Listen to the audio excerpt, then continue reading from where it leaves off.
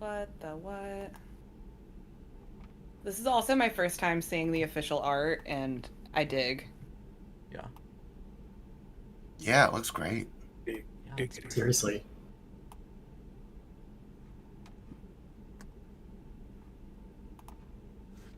Sorry for the technical difficulties. We'll get this sorted out momentarily. Ooh. Hi, guys. Hi, YouTube. Hello, YouTube. Hello. Okay. From the Hi, high what you're seas doing of on your Meruan. Do you like my new character voice? Or... I'm gonna do all these dumb character everyone. voices. Welcome back to Sanity Damage, a tabletop role-playing game actual play live show. I'm your game master Nathan, and I am joined by my wonderful crew tonight, Cody, Jack Rackman, leader of the treasure crew. And Abraham Blavatsky, mind flayer hunter. Pippin, Moriarty here. I actually forgot what I was going to say. It's okay, Tor here, and I do too. Ellen, Starchild. Celine spent all night partying and did not prepare a little funny quip. And Penelope Whitlock, on to face the world. and Alex. Clacker Volkson, Clack in action, and Arf Orf. Arf, you're glad I didn't say Orf. Wow. Join us on episode 65 of our first campaign, To Whom the Sea Belongs. Right out the gate, remember that we are a live show now, so if this is your first time listening to us, you can find most of the, or I think you can find the entire backlog on YouTube. You can also just go to any podcatcher and catch up that way. If you're listening to us in podcast form, come hang out with us live. We're recording bi-weekly on Thursdays at 7:30 Eastern Time. Last week on Sanity Damage, the two parties met. The tension in the Battle of Cliffs Bay came to a conclusion with all of the wounded and beleaguered parties deciding to call a ceasefire and have a parley in typical pirate fashion to figure out what to do next. So the party actually helped facilitate the creation of a new city-state, which you can see on the map here. Cliffs Bay is now Cocaris, and it is now independent from West Danica. They redid the constitutional arrangement of the governmental workings of Cocaris, and the party got to know each other. Jack actually came back and joined the party along with Kraz and Yarr. Nagish, whom I think Clacker and Moriarty are not particularly happy to see, but he's there nonetheless, just looking for friends. Could have just given us the eye, it would have worked out the same. That's all I'm saying. I don't agree with that. If I'd given you the eye, things actually would have been better, but I couldn't have known that at the time. And you all partied the night away. It is now the morning of, let me see here. It's the morning of the 28th.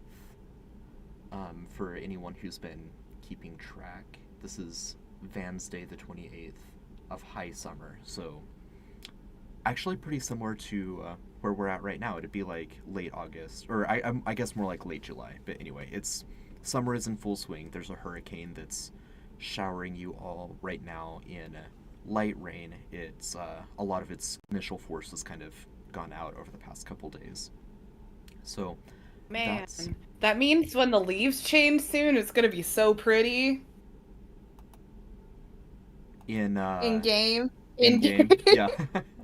Gonna make you describe all of the leaves changing color. I love the fall, y'all. Yeah, I Are we mean, leafers now? Yes. We should rename the party the Leafers. the leafers. I could make all the plants die anytime I want. Believers and the non-believers. Right. Leaf Yeah, so- Master Abraham Zabrowski. Blavatsky. Leaf aficionado, Celine the Star Child. There, I came up with one. Nice. Well, it's the morning of High Summer, the 28th of High Summer, and you all have put together a basic plan. Half of you are going to go to Shikyodai and confront the mind flares that have been reported there. The other half of you, I believe, are planning to go first to Kelwaruma in pursuit of the different magic items that make up the Jushpatar lyre that Nagish has been talking about. Now, I redid, if you use the ruler function here, it should actually estimate how long it's going to take you in terms of days. What? It's so cool. I was like doing That's all navigation stuff earlier. Yeah, I was trying to figure out like the fastest routes. I do not know why That it is says it pretty- twice, but at least it says days sailing instead of feet, which I enjoy. Yeah, because I thought we were gonna go to Bagu Dara first, and I'm like, oh, that's like 50 days. Yeah. Now, the thing We're all is, measuring it. especially with many of you being seafarers, I'm gonna let you know any adjustments that I make instead of just like springing them on you like I might if you were all landlubbers. But the day's sailing measurement gives you kind of a rough estimate. Of course, wind patterns, surface level ocean currents, and weather phenomena will change that. So sailing through a hurricane is both dangerous and will take more time. Well, Is it keep in mind true? who you have on board. Captain Jack Rackman, he can control the wind. I was wondering if maybe you would possibly forget that. I would Hoping never didn't so. forget it. I would never forget it. Yeah, okay, so things are actually going to be quite a bit quicker with Jack. Yarr! You all chose me for a reason. Yeah.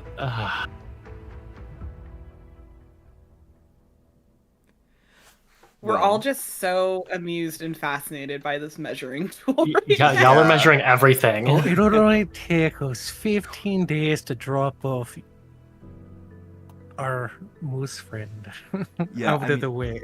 Well, with Jack on it'd be board, I'll easier probably, just to go from here to there. with Jack on board, I think I'll cut any measurement time by between 10 and 20%. I'd say that's pretty fair. Yeah. Like, this would probably take 18 days instead of 21 to get over to Kelwaruma. Does it really take like 5 days to get from us to like the other end of the island? Is it that big of an island? It's a big island, yeah. Okay. It's I a mean- big skinny island. We've only ever walked from. Well, wait. We walked from like down Westport's here to down here. Yeah. Right. And from that's- Westport is on the south part of the. Yeah. Well, It I took guess you it's about- on the west because of the compass. Yes. But It took you about 3 days to get to Kraz, and then another day to get to Kokaris. Does that nice. mean Westport is still under control It does. by Yes. West Annika? Yep. Oh, interesting. hmm Along with Northport up here. There's a Oh, whole is nother there- city? It's called Northport up there. I was about to ask what was up there. Yeah. Another West Anakin colony. That's a whole place we never even went. Yeah. You think they got mind flayers? To be fair, Jack, I think there's a lot of places we haven't went. Yeah. I I've been think all over The these maps. majority of this You map we haven't been to. We've only been like... I haven't even been here. I've only been here. I've sailed the Devil's Triangle, alright? I've been all over the fucking place. You sank in the Devil's Triangle. I sailed in it to sink in it. Is the whirlpool the Devil's Triangle over here? No, No. actually, that's Is that An just a entirely different different- whirlpool? The It is- Devil's Triangle is basically right where the compass is. Oh, really? You know where If you memory serves. see what Jack didn't do. let's He see, didn't I'll take his draw it out. ship to the compass and then walk across it like Yeah. you're supposed to. He tried to sail through So- it and lost the boat. It's roughly There's down. just a whole other whirlpool on the map that is just known. Yeah, Yes. it's just a permanent whirlpool. Mhm. The currents of water that kind of push through these different islands cause that whirlpool phenomenon. Alrighty then. Alright. We should probably do a live show, huh? I think we I thought we might. were. Yeah, I think we might just want to do a little bit of. of shop montage real quick if you have any Oh, of those. shopping episode. Indeed. If you want, I know offline Ellen mentioned potions, so I have some of those we Yeah. can do. I'm gonna pop out the journal entries so everyone on the live show can see it. If you're listening to us on audio, then head on over to YouTube and you can see the market. The rest of you should have it, or like you players, you should have it in your journal entries. You can open the Cocaris markets. You can see consumables. There's 4 options now, but I'll add more if you think of other stuff you want. And part of the... I see a flintlock, classes, and a longbow. You're on the items. You need to go to the journal. Journalists. Oh, I am looking at the wrong thing. I did the same thing. Hey guys, this is a new virtual tabletop for us, so we're still figuring out where things go. So, as was discussed with the West Anakin Navy, this was several episodes ago, so it may not be on top of mind, but they mentioned that they have defeated some Taigis vessels and captured those vessels. There are also some West Anakin naval vessels that are no longer in a state of repair suitable for the Navy. If you are willing to pay for repairs, they will give you those boats for free. Yar. Sounds like a rather good deal. So, on the Cocaris markets, page 1 is consumable potions. Or I guess page 0. I don't know why they do it that way. And then there's seafaring vessels. So we've got the estimated cost of repairs in this kind of middle column here. And you've got different kinds of boats to choose from. They have names already, but you can choose to rename it if you want to, like, come up with a team name for your different parties. I've just been calling you the Nagish party and the Cliffs Bay party, but... The Leafers. We The came up Leafers. with it already. I did not agree to I be- don't like that name, the The Leafers. I'm not into that. I'm going to put my foot down in this. I am not a leafer. The Mind Flayer Flayers. Zachariah Harrows, the ship, in memory. The Mind Slayers. Ooh. Oh, there you go. Ooh. That's a good one. Nice work, Arf. Well, that was me. That was Clacker.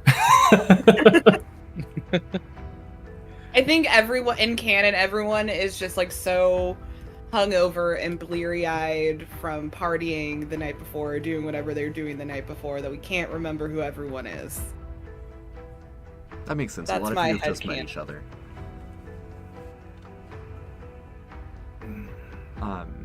Now, any ship that you renovate isn't going to have functional weaponry at this time. Those are going to be purchases that you make separately. You can buy them.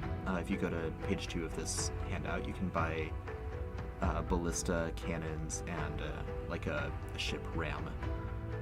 And then on the last page, you can also hire crew to sail the ship.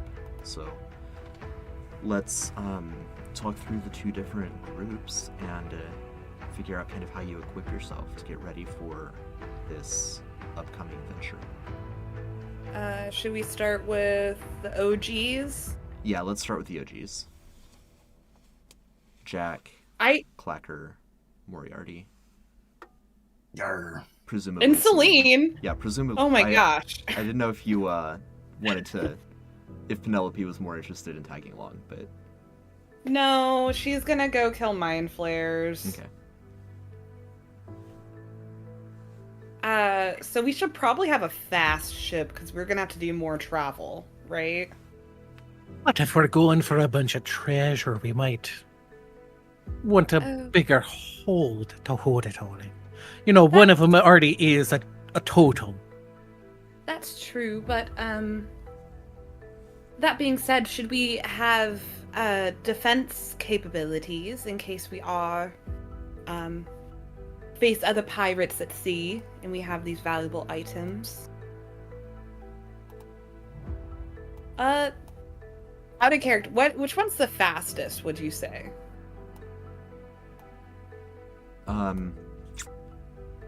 Probably a sloop, but that's such a small boat. Mm-hmm. It is a small boat. Yeah. That's very small. I also, in the journal tab as well, there's a treasure map that it doesn't have a map right now because the map is like displayed on the full screen, but it has all of the different locations that the Jushpatar lyre pieces are believed to be as well. Okay. Just so you have that on reference. Got it. How much money do we have to put down on the ship? Because admittedly, I only have acorn tops. I do not have any gold. No gold. Wow. Of contributing to the team you're already doing. I have 1,700 gold. Aye. That's a fair bit of money you have there, Jack. Yar, I haven't spent any of it. I know. Neither have I. It's been a while since we had to buy something. Oh, yeah. I'm a bit of a hoarder when it comes to me gold. But for a ship, that's an investment. Aye. Oh, yeah. Clacker, I know you're from a wealthy family. How much money do you got lying around? I have a little bit. I've got about 3,000 gold. Jesus Christ. Oh, just a little bit under, a little bit above. Mighty Oh. old. It's about 2,900. Oh, it's I feel a little bit proud of You're myself right. as a young chef. I have on a ship. I have managed to acquire enough gold to equal out as Clacker. Oh yeah. Bye. So many Did you acorn guys- tops. Did you guys With find that like a much gold. shitload of gold after I got lost? Like what happened? Like Maybe you just lost some of your gold wherever you went. no. I mean, you don't know where we got our gold is, but you don't recall. I think you just lost some. You guys stealing from me when I wasn't paying attention. I would never. Boys, I don't want to interrupt this fight, but we should probably, pick a ship so we can, go on our quest. Captain Jack, being a seafaring man, do you have a preference of, ship? Well, I don't know a whole lot about real ships in real life, but I did play an awful lot of Sea of Thieves. And, which one of these ships has 3 masts? Because with my wind powers, I could get us the most speed with 3 masts. That would probably be the battleship or the merchant galley, right? Yeah, so in terms Our of destroyer. size, right, the destroyer is 3-masted. Battleship is 3-masted but larger scaled. Galley is 5-masted. Galley is a Oh. huge Alright. ship. So if we had the galley, I could probably get us quite a bit of speed there. But we're gonna need We're gonna need a crew. whole lot of crewmen. Yeah, I'm partial to the name the Stormbreaker myself. I mean, that's a great name for a ship. It's a West Hannikin ship. They're strong ships. And it's actually designed to have cannons on it, unlike the Right. cannons. Mhm. And, It does not currently, but you wouldn't have to modify the ship any further. You just have to buy the cannons. I do like the idea of having our own battleship. That sounds really impressive. But a destroyer is fine. the biggest ship you've ever captained. Have you captained anything close to that size? I mean, I don't want to, I'm not saying size is everything. I'm just curious. I lost a Emotional sloop. bullshit. That's what I had before. I had my own sloop. Sloops are the fastest when you don't have the wind. But we have the wind. So we don't want a sloop. Okay, I mean, I'll go with whatever y'all want. In dead waters, sloops are better than anything because, they're not fucking 1,000 million pounds. So they can sail pretty easy with your rudder. I think between the two of us, if we ever find ourselves needing some wind, we could probably make it happen. I would presume. Really? That's fascinating. How does the DM feel about that? I'm sorry, I was looking at a technical thing and I missed what Ellen said. Can you repeat yourself? Between him and a druid, we could probably, if we were ever in dead waters, make it windy. She can make wind. I can make wind. I think I have access to a wind spell. Does my blowhole generate enough? Your blowhole I does don't not. think your blowhole. Absolutely not. I think you have access to Gust of Wind, Celine. Yeah, Yeah. that's what I was thinking. I just don't have it prepped, but Yeah. no biggie. But yeah, in general, I think you could. You'd burn through your spell slots pretty quickly because it's only a minute concentration, if I recall. Mm-hmm. But there are probably other higher level wind spells that druids will get.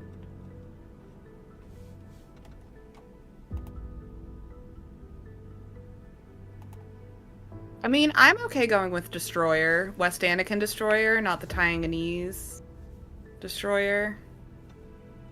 Do you think that having a Tyanganese ship would, like, allow us safer passage than a West Anakin ship?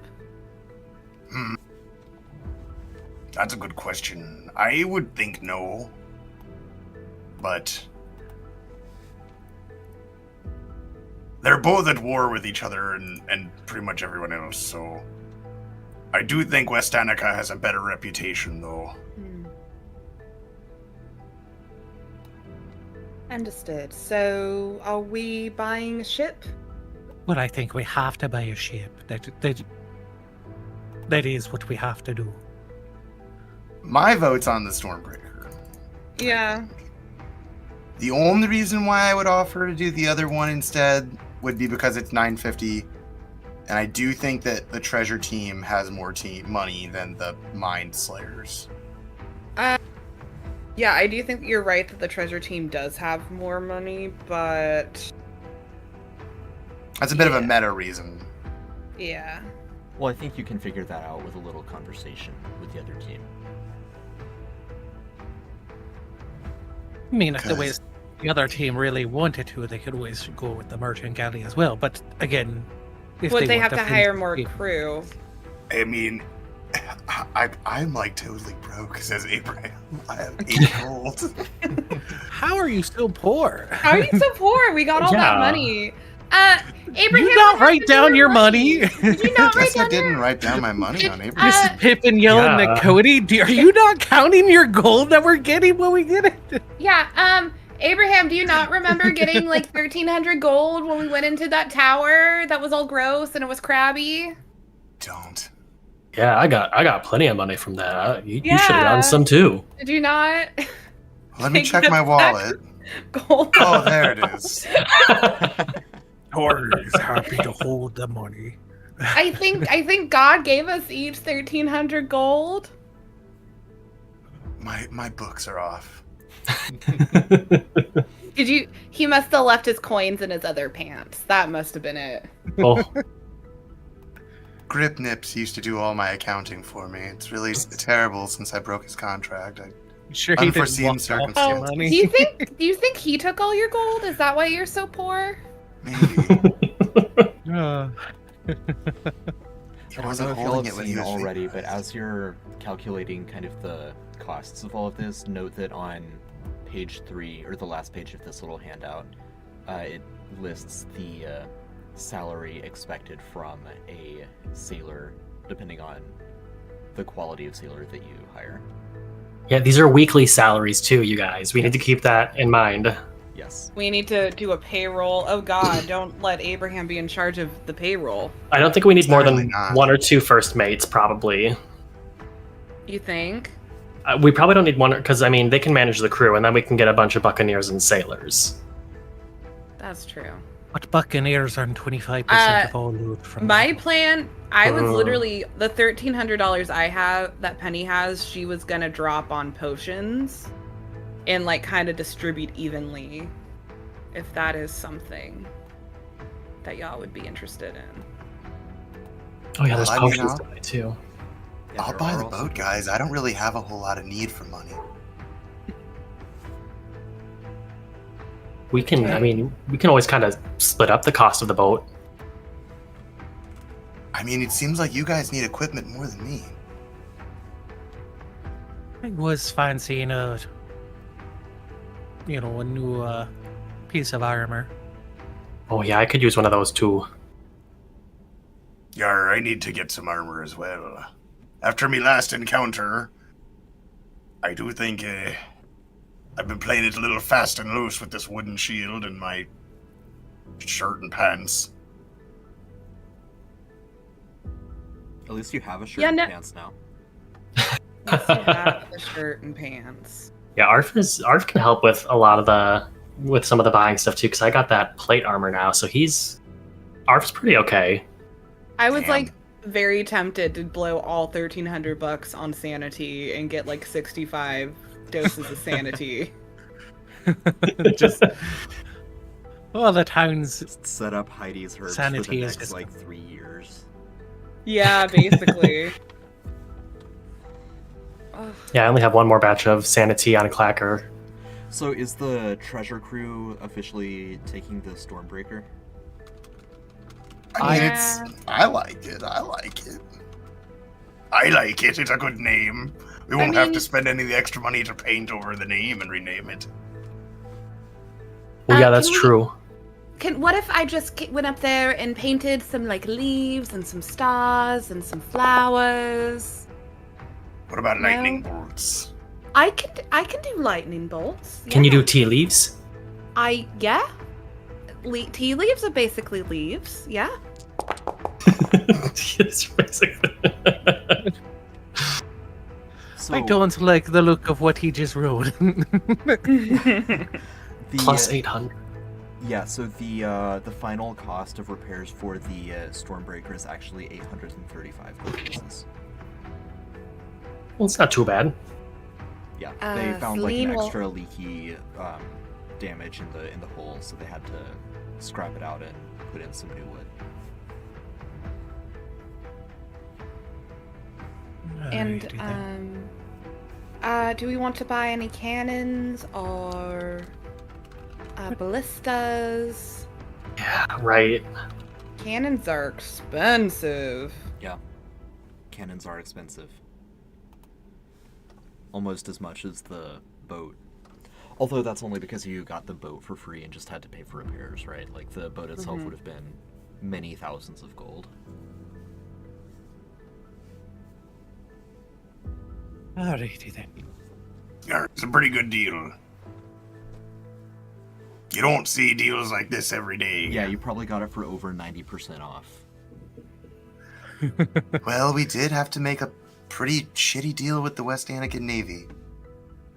Really didn't want to even work with them at all, but here we are. Now we've got a boat. And you didn't even have to eat an island. Like I was really concerned you were gonna eat the island, like you kept saying you were gonna do. I Very good. really... Listen, it would have been probably better if I would have eaten the island, because then we wouldn't... You know, we could have had all the ships for free. I But- mean, we did get the ship for free. That was a really bad time for me to take a giant sip of water. I almost like spit it out all over my mic. Alright, so we went with the Stormbreaker. Mm-hmm. Are we dividing that up between us? And how much Um, are we? Well, I hand you over my. We know 50 Madam Acorn. Yeah. So Let's this is, figure out all of the purchases that the treasure crew wants to make first, and then you can divvy that up however you see fit. Mhm. Yeah. So do we need a cannon too? I'd say yes, probably a cannon, at least one. Maybe a couple ballistas on the sides then, if the cannon's in the front. and then, what about a ram? Do you think we'll need to ram anything? Mm, Could I just use my horn? Yeah, that would. I I can turn into a ram. I can just be the ram. You want me to just like vine whip attach you to the front of the boat as we go to ram something then? Yes. Alrighty. I feel like if you're ramming something with the boat, you're in a pretty bad position, and hopefully we're never in that position. But if you're in that position and you don't have the ram, you're gonna regret it. Do we have the money for a cannon and a ram? I don't think we have money And for a ballista. cannon, ram, and crew.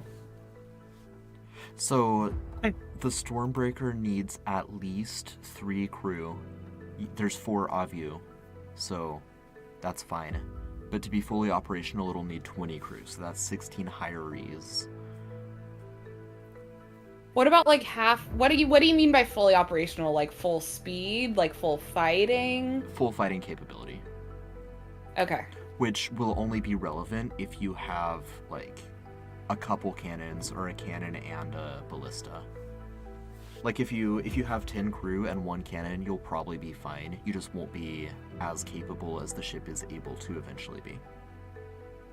Mm-hmm. We can get upgrades. Yeah, you can get upgrades, you can hire more crew later on. We're first-time boat owners. We don't want to sink too much money in just yet. We need to invest. But the name Treasure Crew also implies that we're going to get more treasure, so maybe we'll get more money. I do think Clocker has a thing he's talking about. But I do need some armor too. I do. I need some of that as well. How much would it be for... Oh, we'll get to Okay, that. so we got the we need boat. a first mate. 1 first mate. Hmm. What do we want the rest of the crew to be? Sailors. Sailor. All sailors? Yeah, I want a Oh, boat boy. of seamen. I just don't like sharing the treasure. It sounds like the first mate takes 10%.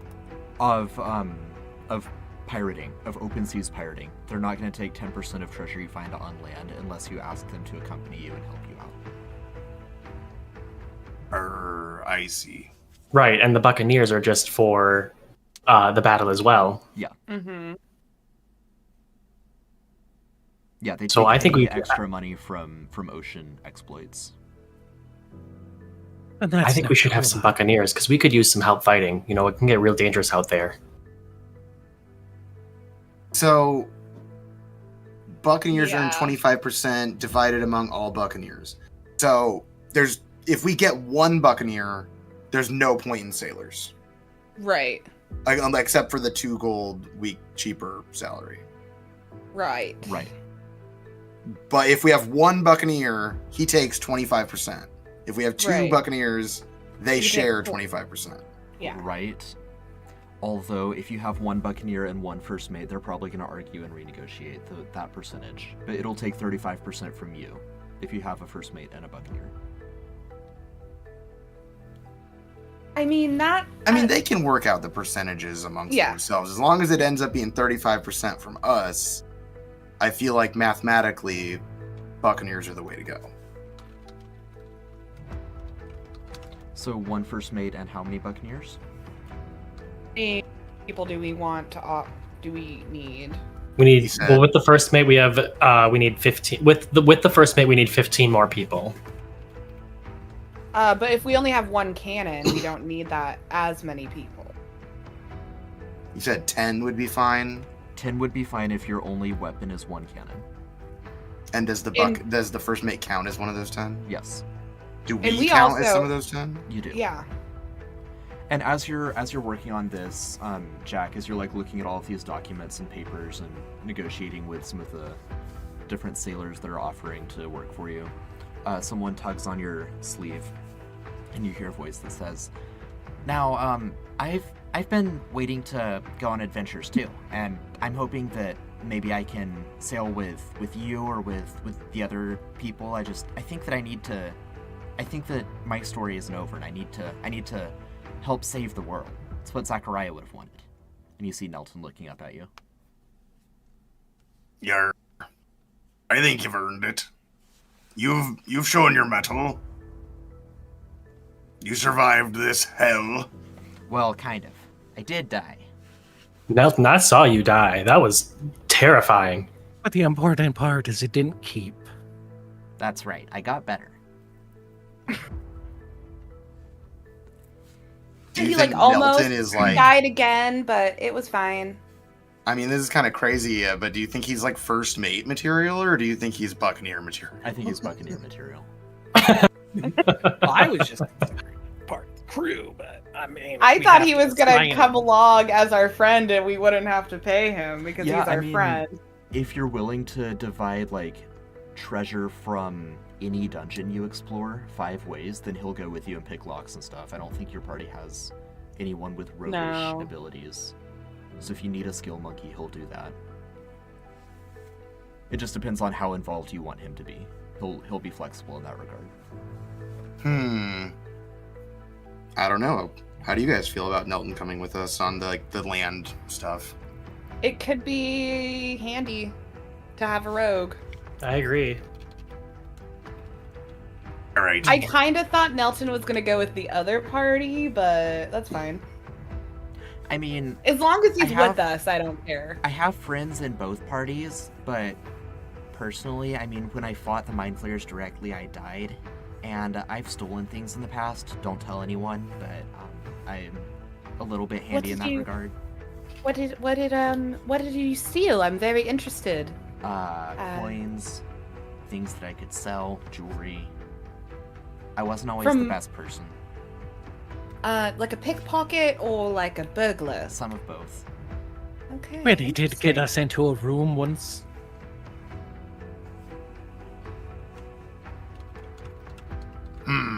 Well, I'd say you're in.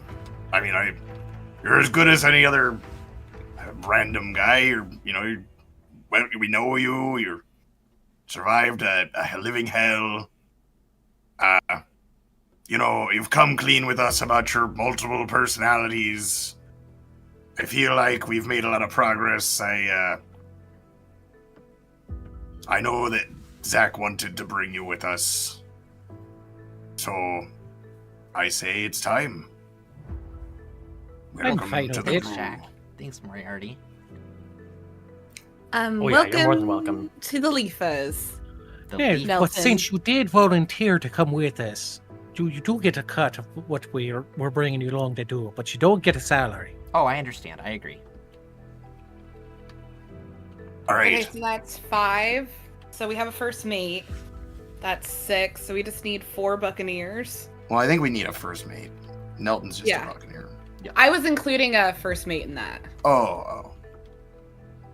And Nagish is coming with us, right? I mean, he's Yeah, obviously not going to be able to probably help much on a boat, but No, I figured Nagish is there as a tourist. He is sunbathing on the deck. I would thought love he to would be our come on board and make navigator. friends with all of you. Yes. I really feel like You we can got be off up on in the the wrong foot. crow's nest, keeping an eye out with Oh, all that's his just other eyes. rude. You have a bunch of them. Fair enough. listen, Hey, Fair don't enough. rub it in. He's very sensitive. Nagish I'm has not very sensitive. powerful, very, very powerful eye rays that we used to lay waste to a Mind Flayer fleet. And we just narrowly lost, alright? So I think Well- him on board, it's like a second cannon. Nagish, would you like to hunt treasure or would you like to hunt mind flares? Well, see, this is the problem. I do want to tear them all limb from limb with my eyes and devour their souls for what they did to me. Sorry, that was a little dark. But I'm also great friends with Jack, so I'm torn. I mean, to be Yarr. fair, we're likely to run into some more mind flares trying to get these treasures that they're also Jack for. nods. He's like, they know where the treasures are too now, Nagish. They've got your eye, so Right. they're gonna Can- we're Right, gonna right. cross paths. Very well. Yes, I- yes, I'll come with you. I have a feeling that you'll be a good source of information for us. Maybe like a what is the word? A consultant. You can be our consultant. Yes, I'd be happy to do that. This crew's really And- coming along, guys. What about Yontor? Is Yontor He's gone. He left town in the middle of the night. Oh. He's just drawing circles in the woods. He's like, what about Wanna it? go back to my forest. Apex mean- is gonna kill everything. You all nailed it. He said all of that. He's very unhappy. His like giant moose arms are folded and he's scowling down at all of you. He's like, look guys, I'll ride on your boat as long as we head straight back to Apex. I don't even expect you all to help anymore. I know you're not good people like that, but just get me back to the forest and let me take care of all of my plants and animals. They need me. Now, what if Do we I- convinced our friend here, Starchild, to talk to her people and help you? And then Well- you just come along with us. You know, So, like, she is fun- from a Jewish group. Yeah, fun story with that. I mean, I do have, my family, but I don't exactly know where they are, and if they're even up there. And they're the Star Children, right? Right. Right. You've had. See, that doesn't make me any less concerned. What about that makes you Burn. more concerned? Well, they always have their head in the clouds, or their head in the stars, I guess, and I just don't think that they'll be able to stop Apex. I think that he's gonna destroy them, and my forest. Like, I'm sorry that we have other more important universal celestial matters to deal with than your little forest critters. Go back to your forest. I don't care anymore. Oh wow. Well, I need you to take me back to my forest. You No. absconded with me. They absconded. I was just along for the ride. I did abscond with him. I do have. Right, you a- absconded with me. I've got to get back. It's not that We far don't- out of your way to just take me back and drop me off in Reniena.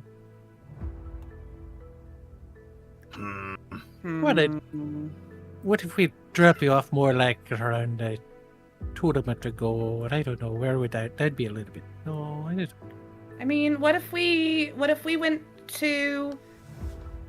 I'm gonna butcher this. I'm so sorry, Nation. Kalu'auma, and then to Reniena. There won't be a Reniena left. Apex What? is going to destroy it. Why are you so concerned about Apex? I mean, I know of Apex. He was an idiot. Idiots are dangerous. And his moose eyes just get like really big. What is he doing? I don't know. I'm not there. Then I how do you mean, know there- he's gonna destroy it? In his defense, there were plague gnolls. There were gnolls. I'm worried that Apex is working with the gnolls. Maybe leading the gnolls. The gnolls were more tactical than I've seen them. I mean, it would be 17 days to sail to Reniena and drop him off, and then another 16 days to get back. Well, go from land to land. Yeah, not from land to the little heart symbol. And remember, I'll take about 20% off from Jack doing his thing. So 16, 17 days would become like 12, 13 days. And then, 19 days becomes about 15. Well, frankly, I feel like we kind of owe it to him, but I mean, we've been off on the wrong foot with Yontor since moment one. Yeah, I don't know of any deception that might have happened when you first met. I wasn't there. I wasn't privy. But something about him rubs me the wrong way. I'm so sorry. I know he's listening. I know he's just over there and he can hear me talking shit, but he insulted my family and I don't like that. It's not an insult if it's true.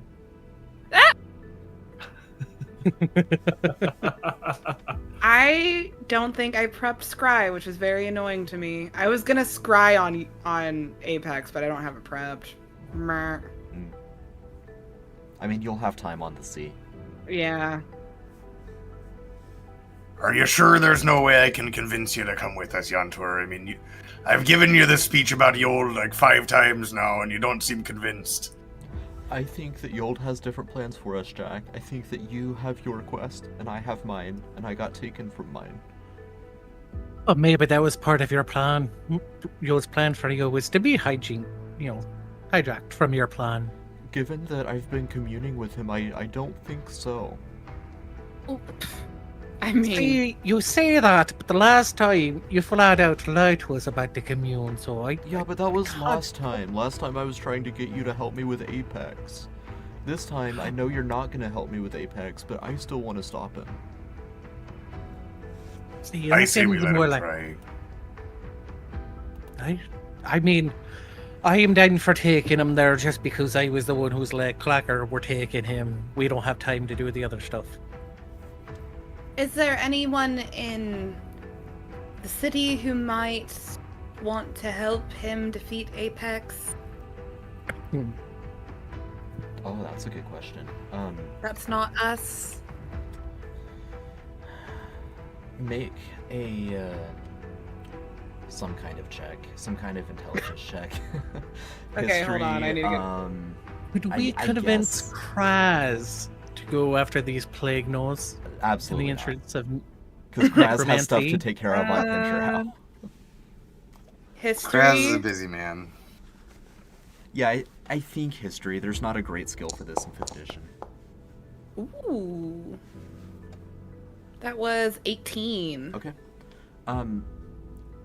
While Kraz would not be the right person, there will be a small armada of West Anakin ships that are headed back to their mainland, which is significantly less out of their way to go to Reniana than it is for all of you.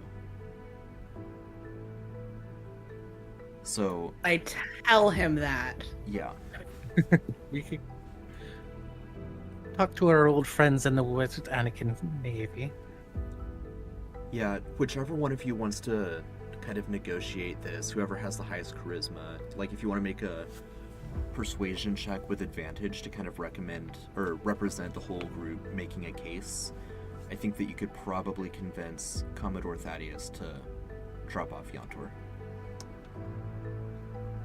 Yeah, Jack could try and speak to him. I've never met this man. I'm not really very great with West Anakin Commodores, but I'm a sailor. He's a sailor. I'll explain it, and I'm sure he'll understand.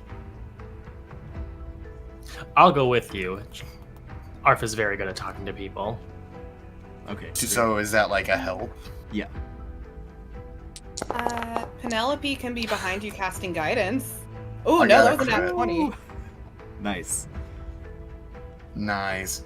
So yeah, I suppose we make our way over there, and I say, "Hello there, Mr. Commodore Thaddeus. I'm Captain Jack Rackman. This is my associate Clacker. We're with the crew of the Stormbreaker." I think Arf is actually with you. Yeah, it's Arf. Yeah. Oh, Arf's good at talking. He's just there to help talk.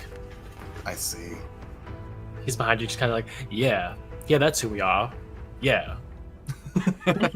You're familiar with Right, him. man. You've done deals with him before. I have, yes. Well, my crew kind of shanghaied this guy named Yantor. I point over to him. Hey. Long story short, he lives up near Renayena. Way up in the mountains. But if you could just, drop him off on the shore, he just needs a ride. I don't think it would take very, you could probably stop at McNap or even just the shore on the coast near Ricksport, on the, coast of Renayena near Ricksport. Yeah, if we get close, I can just turn into an eagle and fly back to shore. It's There no you big go. deal. You heard it from the moose's mouth there. I mean, he can get the rest of the way. He just needs a little bit of help over the waters. Yeah, Thaddeus runs a hand through his white hair and arches an eyebrow. He's like, you can turn into an eagle. Are you a druid? Can you protect us from the hurricane? Put wind in our sails? Oh, I think so. And with your facilitation check, they easily come to that agreement. I'll shake Yantor's big moosey hand and be like, well, I apologize for all the craziness, but I do thank you. You have aided my team in quite a lot of ways. You helped us across the mountains. You helped save the people of Tristan. You've done a lot for us, Yantor. I'm sorry that we got off on the wrong foot, and maybe one day Yold will have us cross paths again. Oh, sure. Maybe so. Well, I hope that Yold continues to guide you and you stay safe and do good things. I'm trying, buddy, but it's really confusing. I wish you luck in your quest against Apex. Hopefully you can find someone who actually is willing to help you. Yeah, I hope so. I thought maybe it'd be you, but I understand. You've got your things.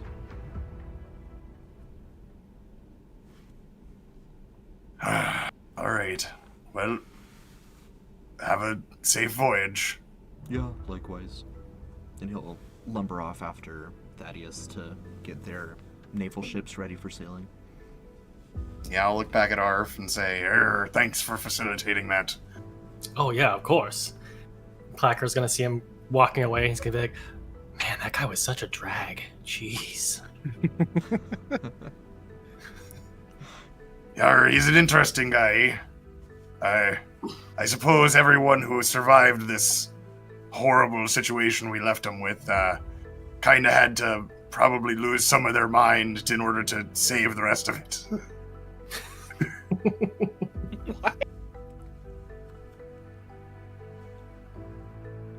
All right, well, I guess let's get loading up the cargo on the crew, and gotta find us a first mate. Oh, You need, what? like, rations and stuff like that? Yeah, I don't have any way to make food. Moriarty can fish. Moriarty can get us the food we need. For All a his crew skills. of 11. We can make mayonnaise. We can That's true. I think I have Goodberry. We could just feed Goodberries to everybody. Yeah, good berries to take care of 10 people, and then Moriarty could fish for the 11th. No, I don't have Goodberry. I have stupid druid craft. I can Goodberry is a catch first level spell. enough food to feed myself Is and up it? to 10 Oh, other I could- people a day. Okay. Yeah, but between Moriarty and Celine, you'll be fine then. And actually, I just realized that Jack can create or destroy water. Yeah, Oh. there you go. Good. It's a first And level Celine will- spell. Be the navigator, because she Alright, knows the then. stars We and just stuff. need some dill pickle, some what else? What it goes into that nice sauce? You know, they call it the tartar. I don't know. Yeah, Some lemons, some sugar, and peppercorn. the mayonnaise I can make, and we can make some tartar sauce with the fish. It'll be a fine journey. Nice. Yeah, that'll. Wow, Okay, I didn't realize we were so well equipped for this. Just Yeah, naturally. you really are. I don't know if this was in the handout. I can't remember if I wrote it out, but yeah, I did. So the crew are going to have loyalty scores, and if they're mistreated or underpaid, then their loyalty is going to lessen, and if it gets really low, then they might mutiny. Having a first mate dramatically mitigates this likelihood, as does making fresh tartar sauce for the crew. Hey, Oh, now, good do we berry have any? smoothie. He's a Yeah, good berry badass smoothies. in the kitchen. Hey, Moriarty, do you have any more of that seaweed?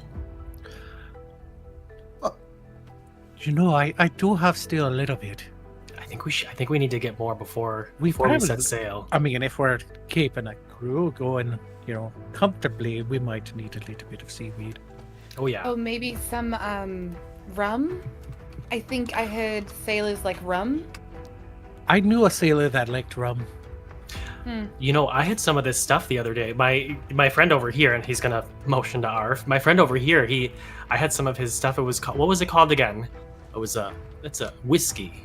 Oh yeah, whiskey. We should get some of that before we go too. Do you just like it because it's called whisk tea? Whisk Did you tea. just pronounce it wrong? Whisk It's whiskey, Whisk not whisk tea. whisk tea. I'm a more of a rum man myself, but sure. Speaking of tea, should we get some more of that sanity? Oh yeah, that stuff's real good. Alright, so we need some rum. Mm-hmm. Cracker's getting himself some whiskey. We need sanity. Maybe some Mhm. healing potions. We got a cannon. Do we want a ballista as well? Maybe two. Well, if we have Nagish, I mean, Nagish himself is a ballista, right? This is true. But I would just. I do mean, six he of was myself, I'm literally, pretty competent. he was turning people into stone out there for our benefit. And as a detriment as well. I can shoot lightning bolts as well. I mean, that ought to put the fury old into whoever sails up on us. And I can do the same. So I've got. Tell you what, a fireball is like a ship's worst enemy.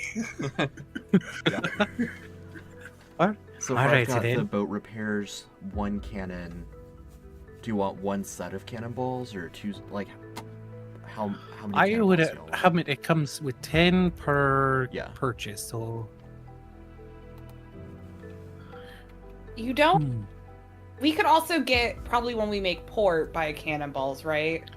I'd say Yes. 20 cannibals at least. 20 Just to be on the cannonballs. safer side at least. Sure, and yeah, you 20 can resupply cannonballs. whenever you make port. Right? So no ballistae. Do you want a ram, or are you good with Nagish and all of your magic artillery?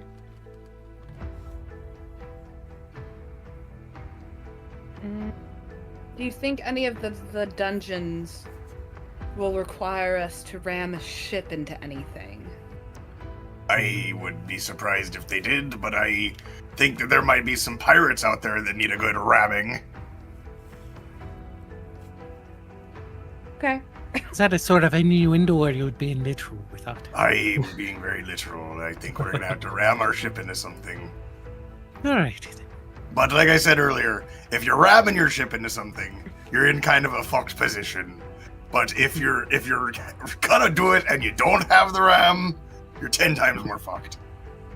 Alright, so we need a ram. Alright.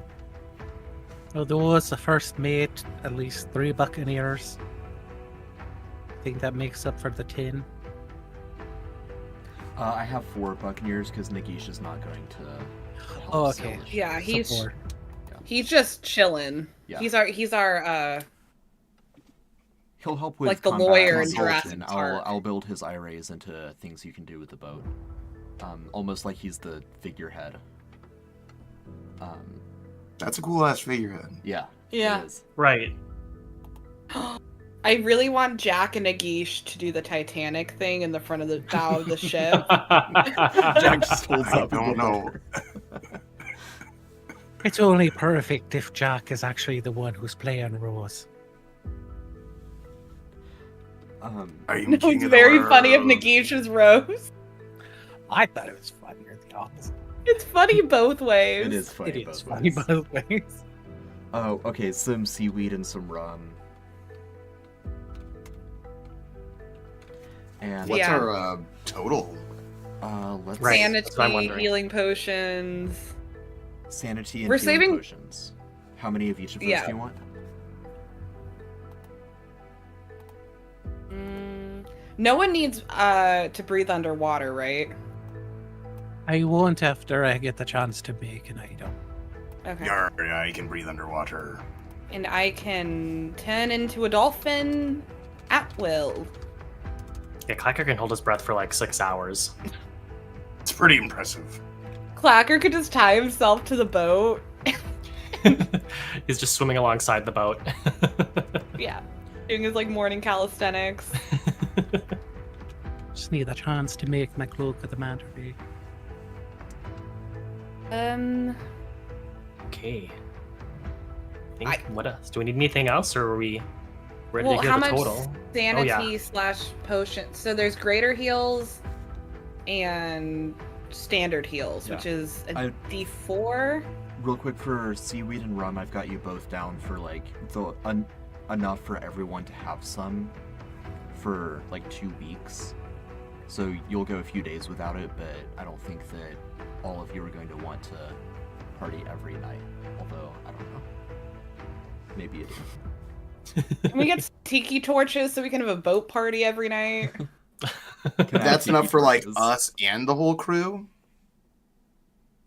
Currently, or just us? Currently, you and the whole crew. I mean, the whole crew is a total of 11 people. It's not a fully crewed boat right now. Yar, I think that makes sense. We'll have 2 dry days in there. We'll space them out in the middle of a week. Like a Wednesday. Yeah, Wednesdays will just be sober Wednesdays. How about we just get a bunch for the alcohol? We can just get empty kegs. And I don't have to make mayonnaise every day. Oh, okay. I can make us some beer, and I can make us wine. Just saying. We could probably, what we did in the family is we just we made our own mead if, that's something we want to do. I mean, it won't be ready right away, but it will help later down with costs. Okay, so no rum, just other fun things. More on the seaweed and yeah, maybe some various other foods that we may need, like the citrus. Yeah. Okay. Some pumpkins. No pumpkins in my boat. Oh, but I love pumpkin. Pumpkin is my favorite citrus. I know a person, a lad that you could go find, and you can go be merry all you want with him, but not in here. Hey, is that guy around here? Should we get him back? Yeah. Along with the rest of that crew. So I've got your total costs, unless you want to add, how many sanities and potions do you want? It depends if we want greater or regular heals. Because I have healing spells. I would rather invest in sanity. Just having healing potions helps me with spell slots. And saving them. Same. Makes sense to me. I mean, we have very limited ways to heal sanity, but we have multiple ways to heal HP. Right. And sanity is definitely the thing to get. Yeah. So I wouldn't mind a healing potion or 2, but I definitely think as much sanity as we can get our hands on. We should have a couple healing potions just in case we need them, right? But probably mostly sanity. So 2 healing potions. And what, 5 sanities? I was thinking 10 sanities. 10 sanities. That's what I was thinking too. Okay.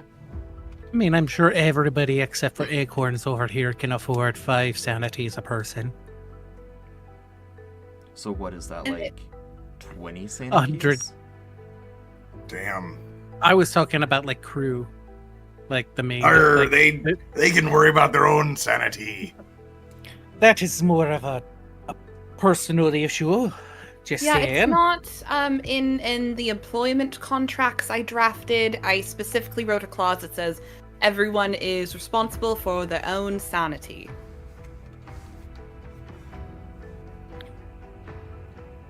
So 10 sanities for the 4 of you. I think so. Lock it in. Yeah. All right, so you're lock it in.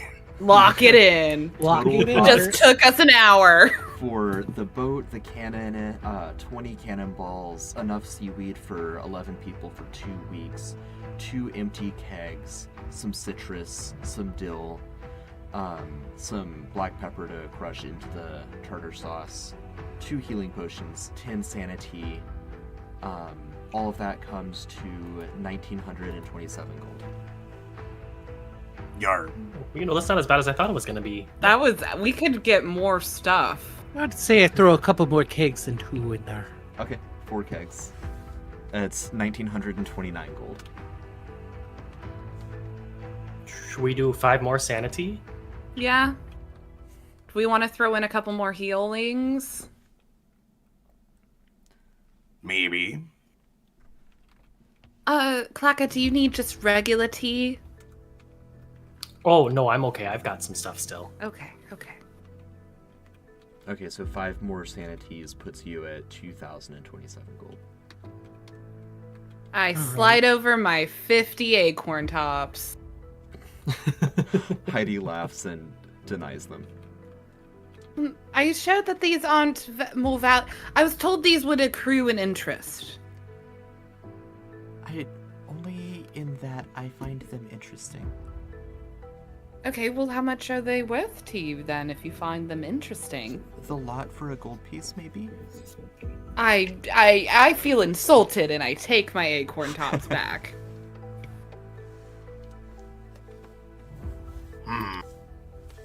Clacker throws down 1,000. Nelton Yeah, throws I've down got, 27. Wow. Got 1,000. Nelton, I don't know. I feel like we shouldn't make you pay for anything. Oh, you're not making What? me. I'm part of the crew now. I'll cover some expenses. All right. He can be the third mate. Assistant to the captain.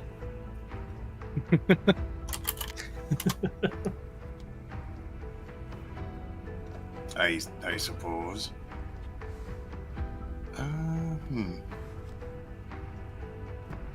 So do you want to get pay 500 and me 500, or are you wanting to balance this out there, Jack? I can do what's half, like 500. That is what I just said. Yeah. Sorry, I was reading something. Oh, okay. So we'll both cover 500 as he slides the gold over. All right, and you have a ship. Woo! All right. Mate is just like super cool and piratey guy or girl or person. Clacker wants to. Can Clacker kind of like go look at the boat?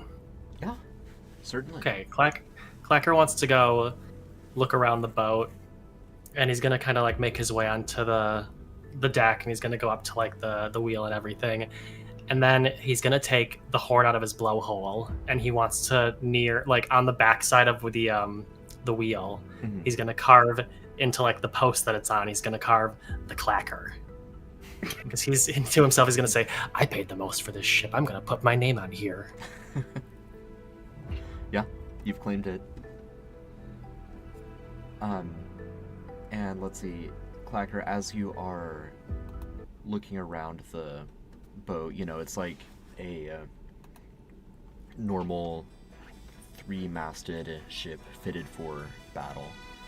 It's got places for you to put extra cannons below decks and fire out from either side, but as it is right now, you'll only have one cannon, so it's left mounted on its wheels, so you can maneuver it around on the main deck.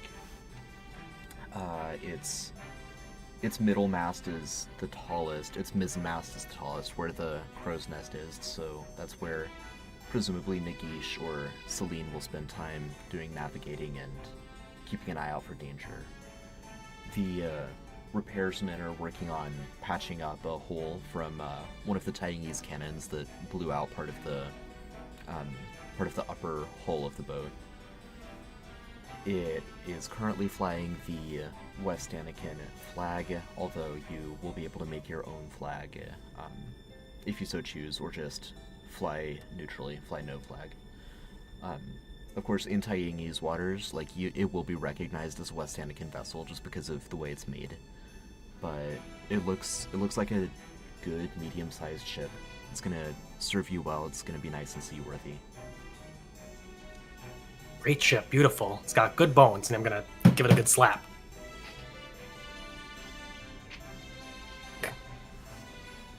I kick the tires. Good ship. The tires. That was a joke. It was a dumb joke. I think while we're purchasing stuff, Jack's gonna buy some half plate armor and metal shield. Okay. Sounds good. Just mark that has happened. Yeah. Any other, like, basic shipping you guys can just do? Shopping, not shipping. You can just do in your own. I ship Nelton and the first mate. Is our first mate just like a generic NPC, or do they have a name? Her name is Savannah Spalding, and she wears an eye patch. She will not say Oh, yeah. whether she has 2 eyes or not. Hell yeah. She's a half-elf with long blonde hair that is kept in in like a neater ponytail than Celine's kind of scraggly twig matted hair. Mm-hmm.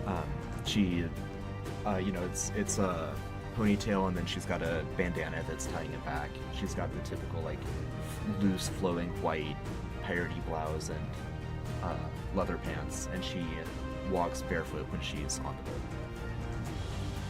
Hell Seems yeah. like a good first mate.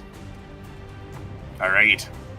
Well, I think our ship is ready to go. I'm all equipped. Got my new armor, my new shield, all our cargo's on board. Don't suppose I'd be able to find a +1 breastplate on Ooh. in town. Just give me a d20 roll. Let's do like a luck check. 12 or higher. Yep, you can find a +1 breastplate. Nice. How much is that? I was about to ask that. That is an excellent question. That is an excellent question. Yeah. Like 1,000. What, Ish. 1,000-ish? Yeah, I think so, right? It's an uncommon magic item. Let's call it 1,200. Breastplates are 400. Yeah, Yeah, we'll call it 1,200. 1,200. Okay.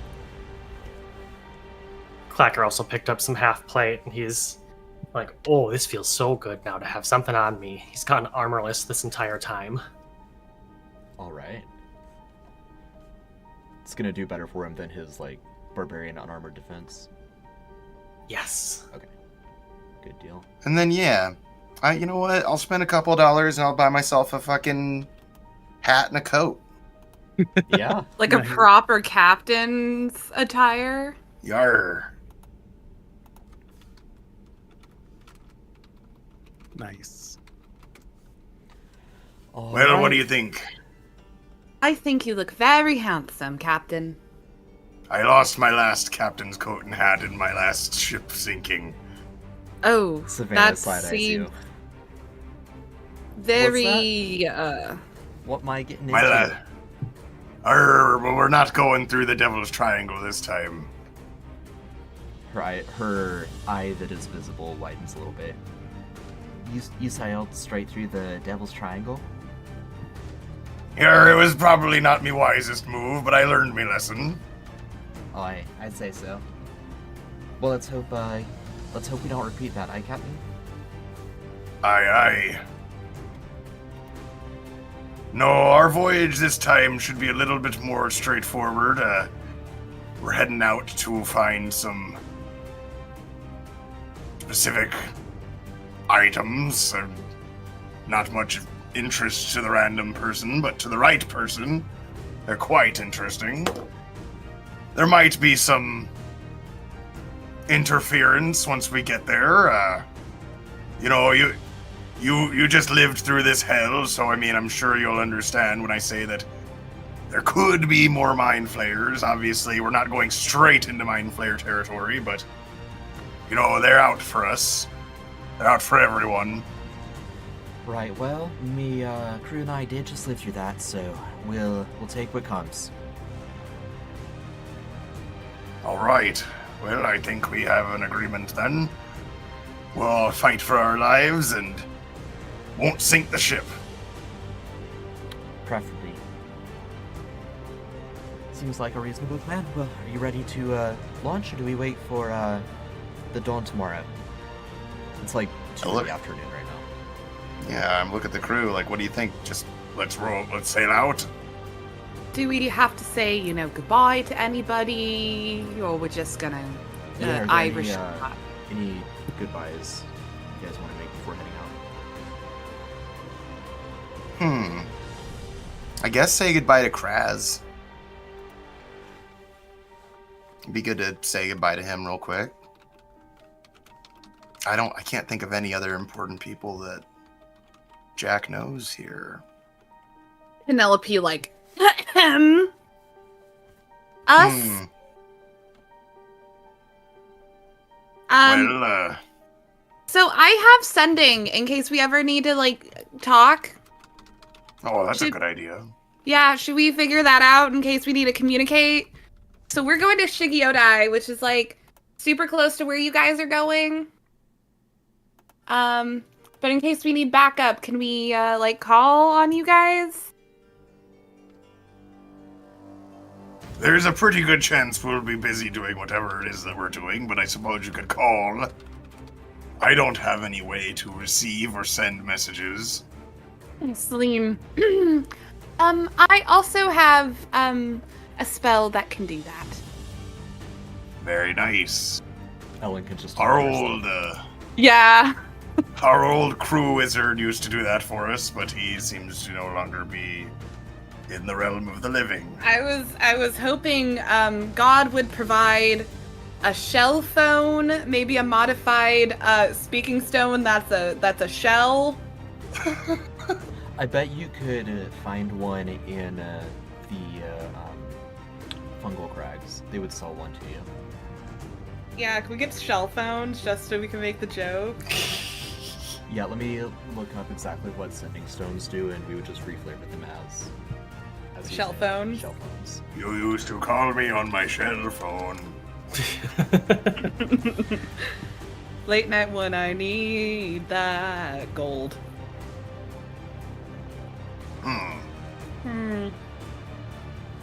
And then we're taking the totem, right? Yeah. Okay. I would assume so. You're the treasure crew.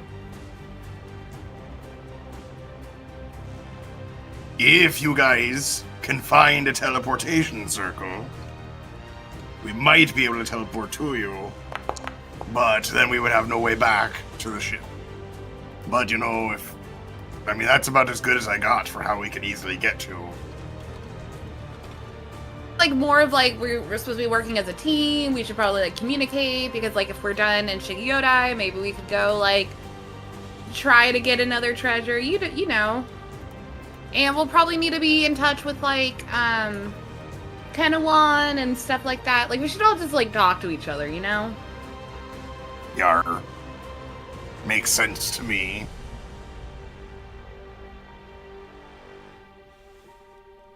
Pair of shell phones for 1,100 gold. Oh, jeez. 1,100 gold? Yeah. Can I, anyway, that Penelope could talk them down because she saved the city? I mean, they also saved the city, so no. Dang it, I don't have that money Shit, for they that. Ugh, Nathan. I could destroy this whole island in a matter of moments. We're back to that.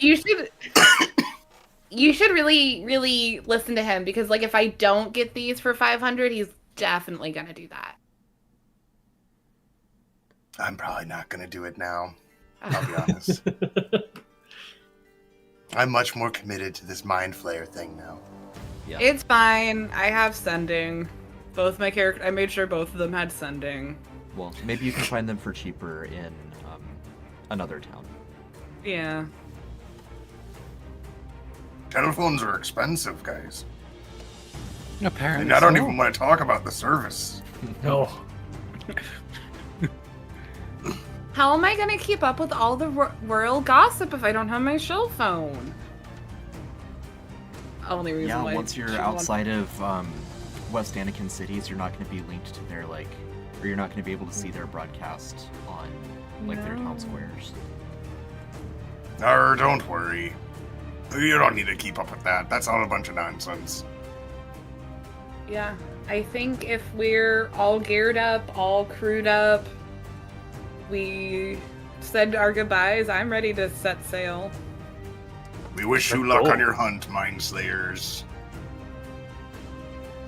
Oh, thank you very much. It's very kind of you. And at this point, Arf will lower his hood. And Clacker just gets wide-eyed and runs the opposite direction onto the ship and just hides somewhere.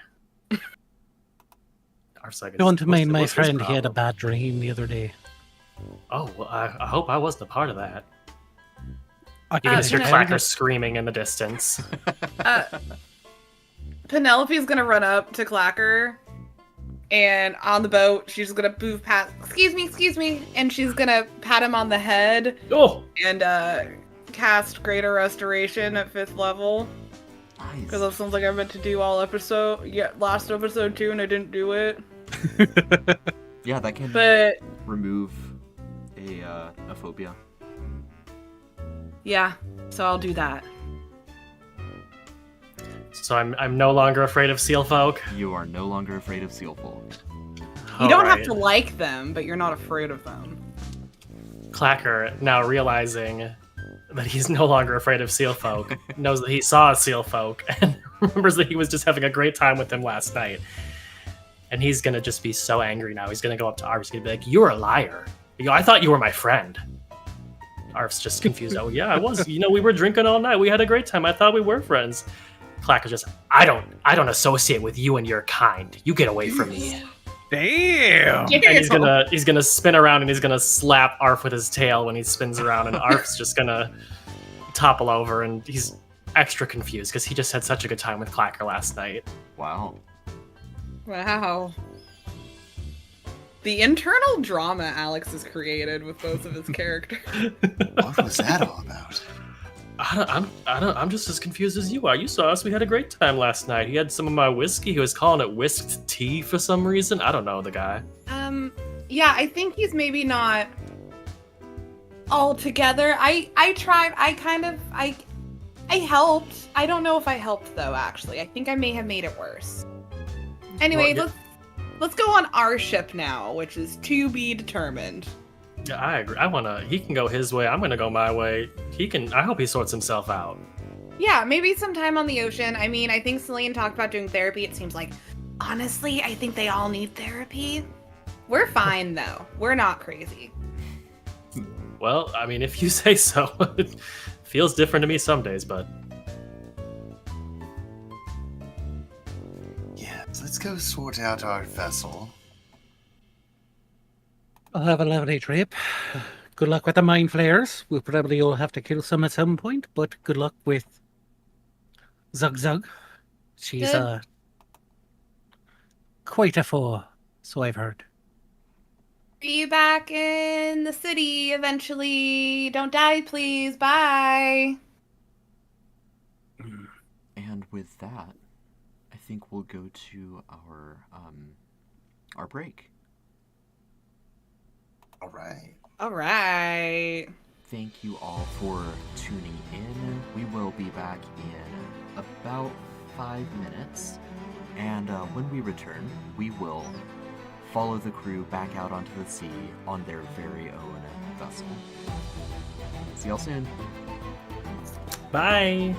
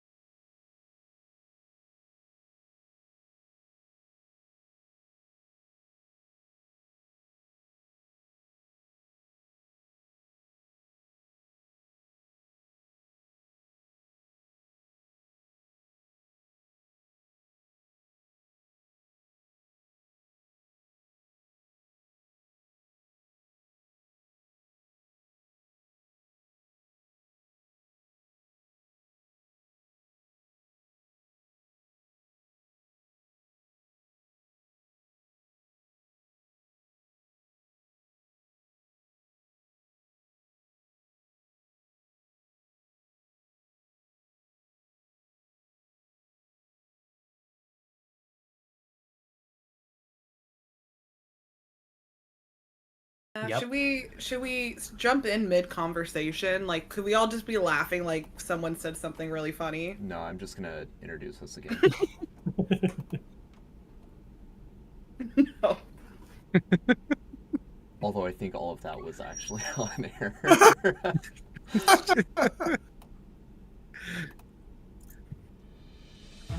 Welcome back, everyone. We're back from a quick intermission to do the second half of episode 65 of To Whom the Sea Belongs. In the first half, or last week if you're listening to us in post, we did a shopping session. Got a whole boat, the Stormbreaker, seaworthy again and ready to get back on the ocean. So we're going to follow the as of yet unnamed crew. We've got the Mind Slayers off doing their own thing, and we're going to follow the Treasure Hunters as they sail from Kokaris to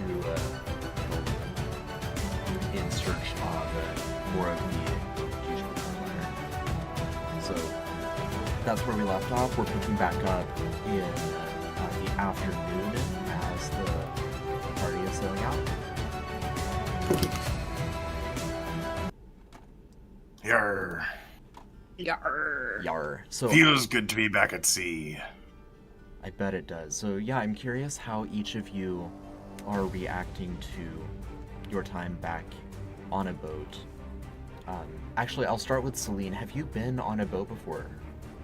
I have been on a boat when I went to join my family up in Reniena, or I wasn't in Reniena, I was in Arohav? the other one, Arohav. Yeah.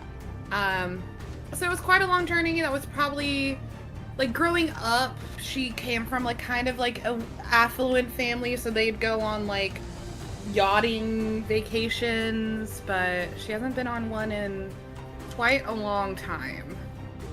All right. Yeah, so I'm sure Jack is thrilled. Oh, yeah. Jack's having a grand old time. I imagine that, I started commanding the sailors around, move those cannonballs.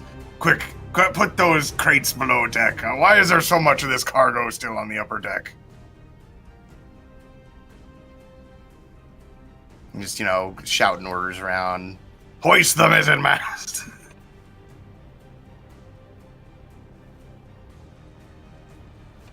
Yeah, and the crew scurries to comply. Nagish takes a perch up in the crow's nest. And Nice.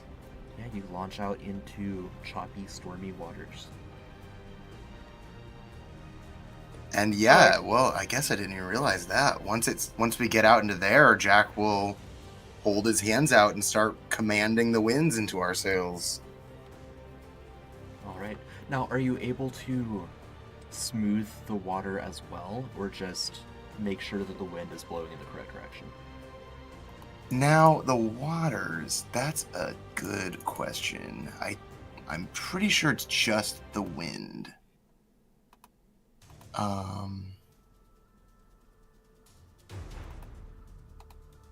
Where is it? If it is raining, you can use your action to stop the rain. So there's no rain on the boat in a 20-foot radius.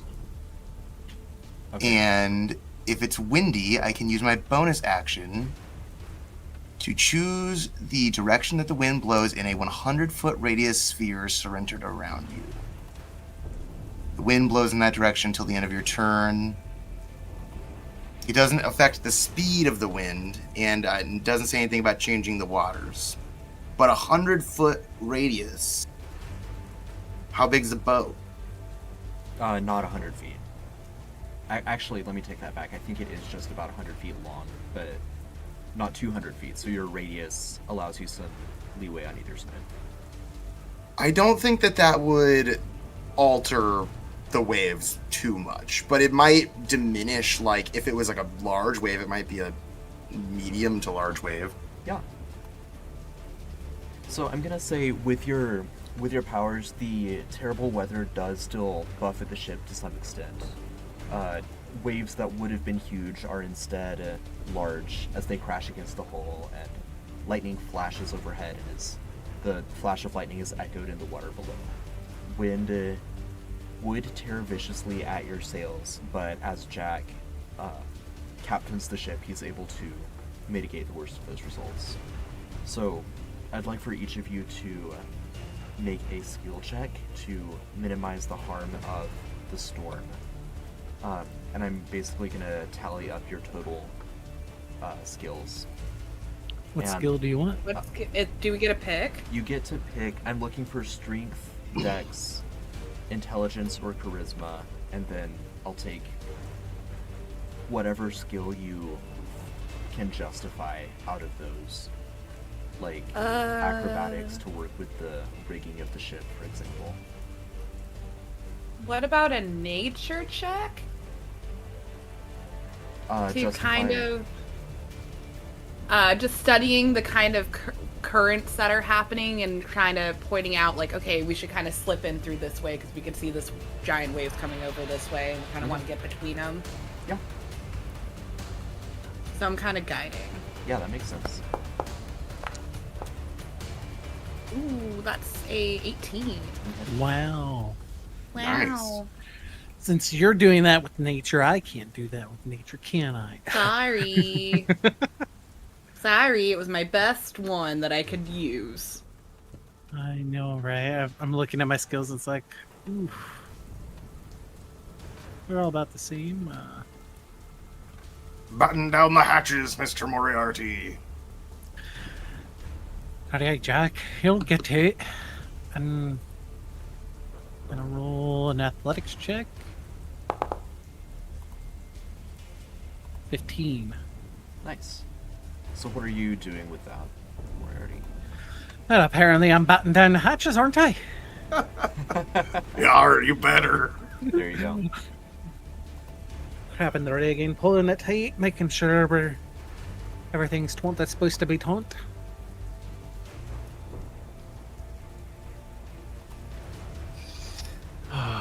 Clacker was going to make an athletics check. I mean, you can too. You just I don't have can? to do the same. Oh, okay.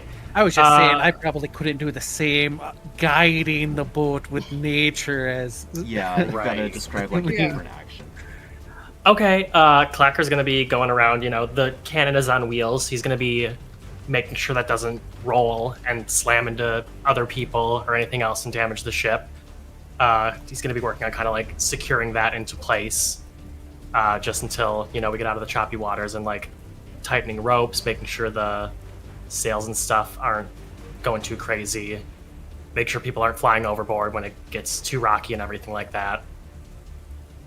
Okay.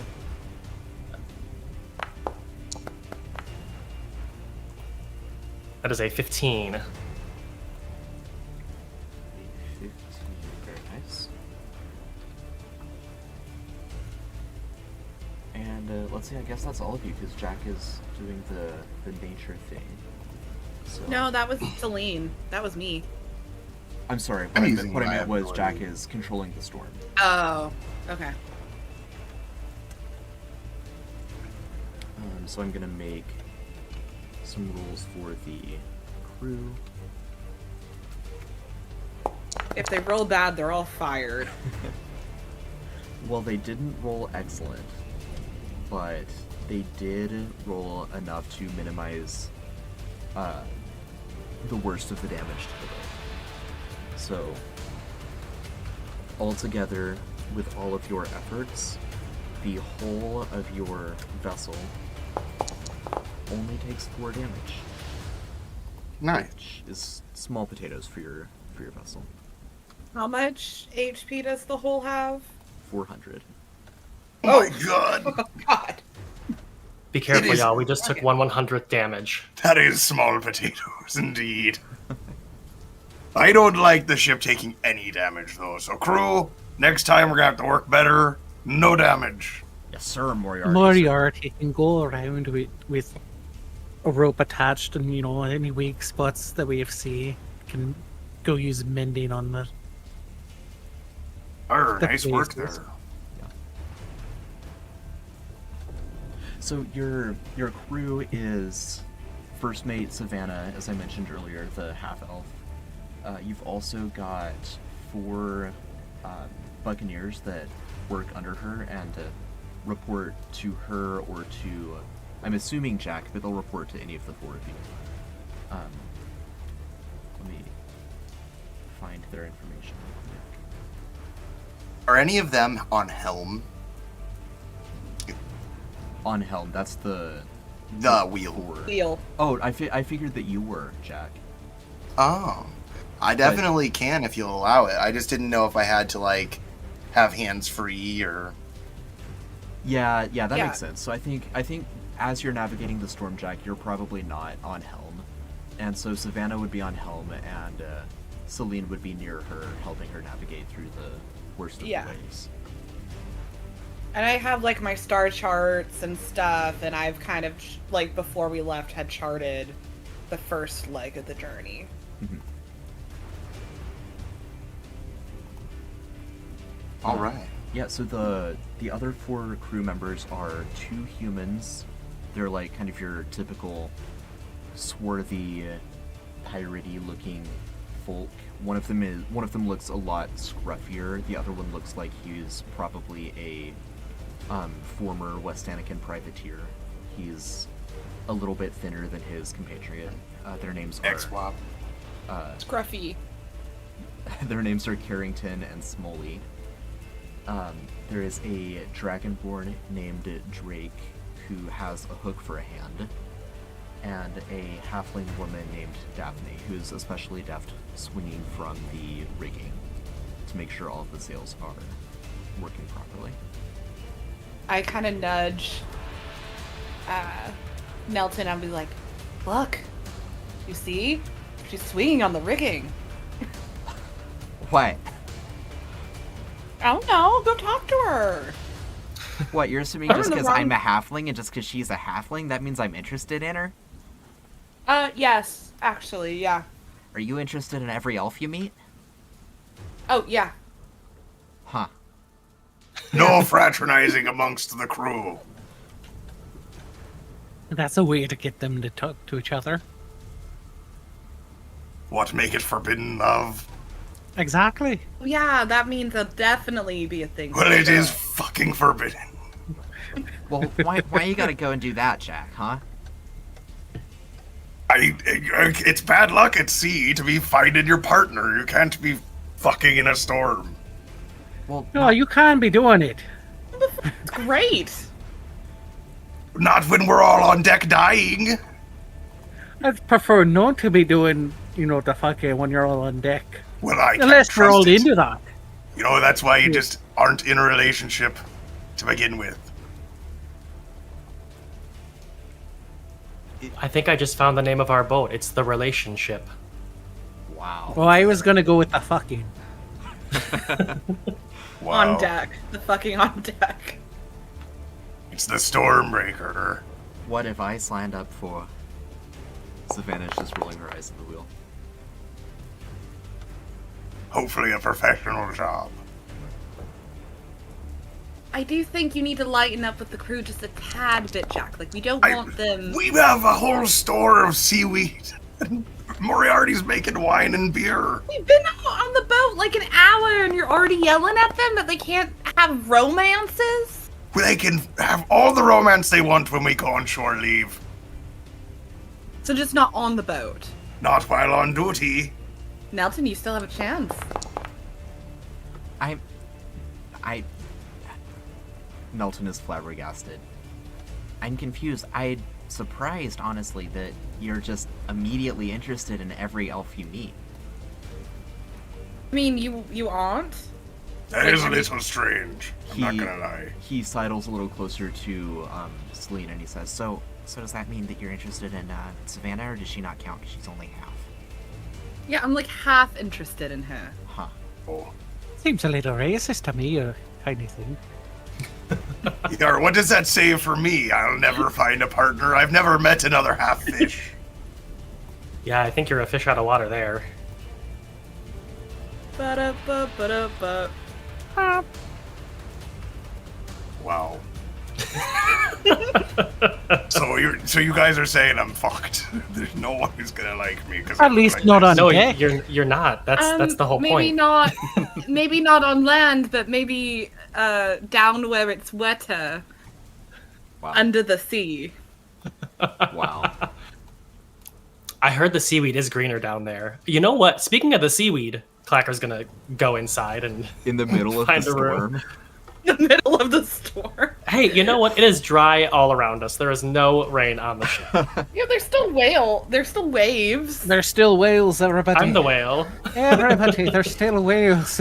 There is no rain 20 foot around Jack. Clacker puts some seaweed in his blowhole, and he lights it. He's saying, "You can't stop me." Smoke directly out of the You blowhole. blow that. He's done it before. Guess I missed that. That's I insane. I think that's when you were getting your eye ripped out. Yeah, I think. Do you like plug your nose as a carb? I don't know how he does it. He just does it. I imagine he's kind of like puffing on his like hand. He has like he's miming opening, like holding a pipe or something, and every time he like goes the puff puff puff thing, it just like keeps blowing out of his blowhole. I imagine he like inhales through his blowhole and then he just like exhales the smoke through his mouth or nose. His blowhole, His blowhole is the nose. bowl. Yeah, Well, it's through his mouth then. it would be like if I shoved. Yeah, never mind. Let's not go there. Oh, jeez. All right. Well, eventually you make it through the worst of the storm. You have a relatively peaceful night. There's some rough water left over from the hurricane, but with Jack able to direct the wind into your sails, you're making great time. You can see some stars overhead at night. The storm lessens a little bit. Can I spend some time kind of just... They're different stars, and I just kind of want to jot down Yeah, them. yeah, for sure. I think that you would eventually notice some of the same constellations. They're just not in the place in the sky where you expect them. Was that unusual, or just because we're in a different... Just because Like you're much further south than normal. Yeah. Like you're still above the equator, so you can still see some of the same northern hemisphere constellations, but you used to be close to the Arctic Circle, and now you're not. Mm-hmm. Anything? Are they whispering anything to me? Am I getting any? Oh, actually, what is the item that we're searching for? Let's see, you're going to Kalwaruma first. So what would that be? That would be the boat of Centurion. The boat. So we're trying to get a whole boat. Sure are. Well, Okay. then we might have wanted to drop off the other crew. Or have them drop us off. While that's happening, can I... I'm trying to load it, so I'm having an issue where I can't see my 5th level spells. That's fine. While I'm kind of having a moment to myself, can I cast Legend Lore? Ooh. That's my 5th level that I have stocked. And I'm pulling up a description right now, because unfortunately, oopsies, I can't cast it for some reason. That's okay. Name or describe a person, place, or object. The spell brings to your mind a brief summary of the significant lore about the thing you named. The lore might consist of current tales, forgotten stories, or even secret lore that has never been widely known. If the thing you named isn't of legendary importance, you gain no information. I'm assuming it's in legendary importance. Certainly. The more information you have about the thing, the more precise and detailed the information you receive is. The information you learn is accurate, but might be couched in figurative language. For example, if you have a mysterious axe on hand, the smell might yield... I don't know if you need that. I do. Please go ahead and Okay. give the example. If you have a mysterious axe on hand, the spell might yield this information. Woe to the evildoer whose hand touches the axe, for even the haft slices the hand of the evil does. Only a true child of stone, lover and beloved of Morden, may awaken the true powers of the axe, and only with the sacred word, Rudnog on the lips. Wow. So with that spell, you can literally, like, help us. No wonder Yol told you to come to us. I mean... Yeah, plan. That's what's, it's just something I have up my sleeve. Learned it a bit recently. Insane. You know, if she showed up on time, we might have known that Nagish was in part of that test. Now what's all this about? You guys were saying something about this before, that she was late. No, they were late. I was on time. Apparently, us finishing the place, after the incident with Nagish, and we left, we got back to town to get help. She was there and said we were late. Yes, because the stars told me that I needed to go to Trissan. They gave me an exact coordinates, and I ended up going to this tavern in Trissan. And I was waiting and waiting and waiting, and it took a couple days, and they weren't there, and then finally they did show up, and then he accused me of being a hag. Oh, I did do that. Yeah. And The then he didn't believe stars me. told you a specific day? Yes. What? Wow, this is concerning. Is it? I mean, that's kind of my whole shtick. I mean, I think she just got the wrong day. No, I'm never wrong. We think got you the wrong were day. late. We were early. Mm. We were never supposed to do that with Yantor. But if we didn't do that with Yantor, we wouldn't have been there. We So would have wait, got maybe- there on maybe. time.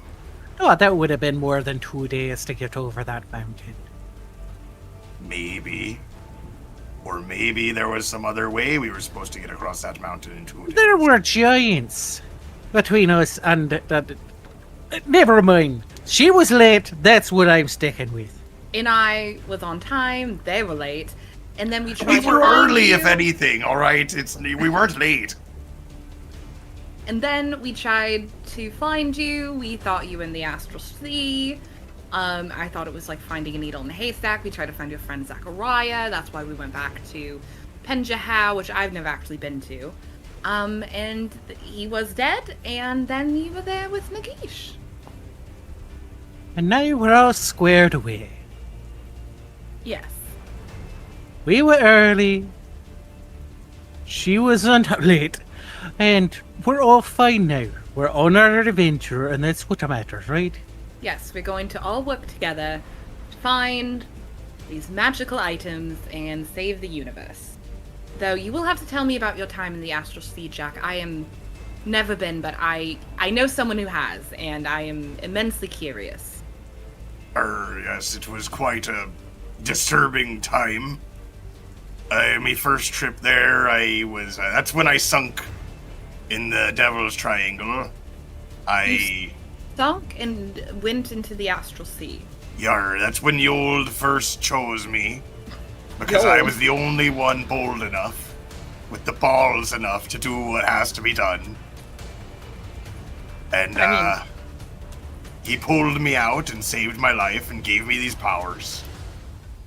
And then, the second time, Nagish just took me, and it was equally as disturbing, even though I had much more context and information that didn't make it any more pleasant.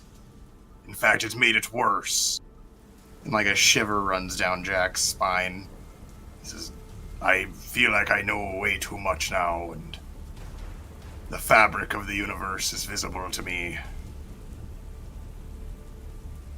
You feel about knowing way too much, and you feel like your brain isn't built. That's how I kind of feel after I look at the stars, you know?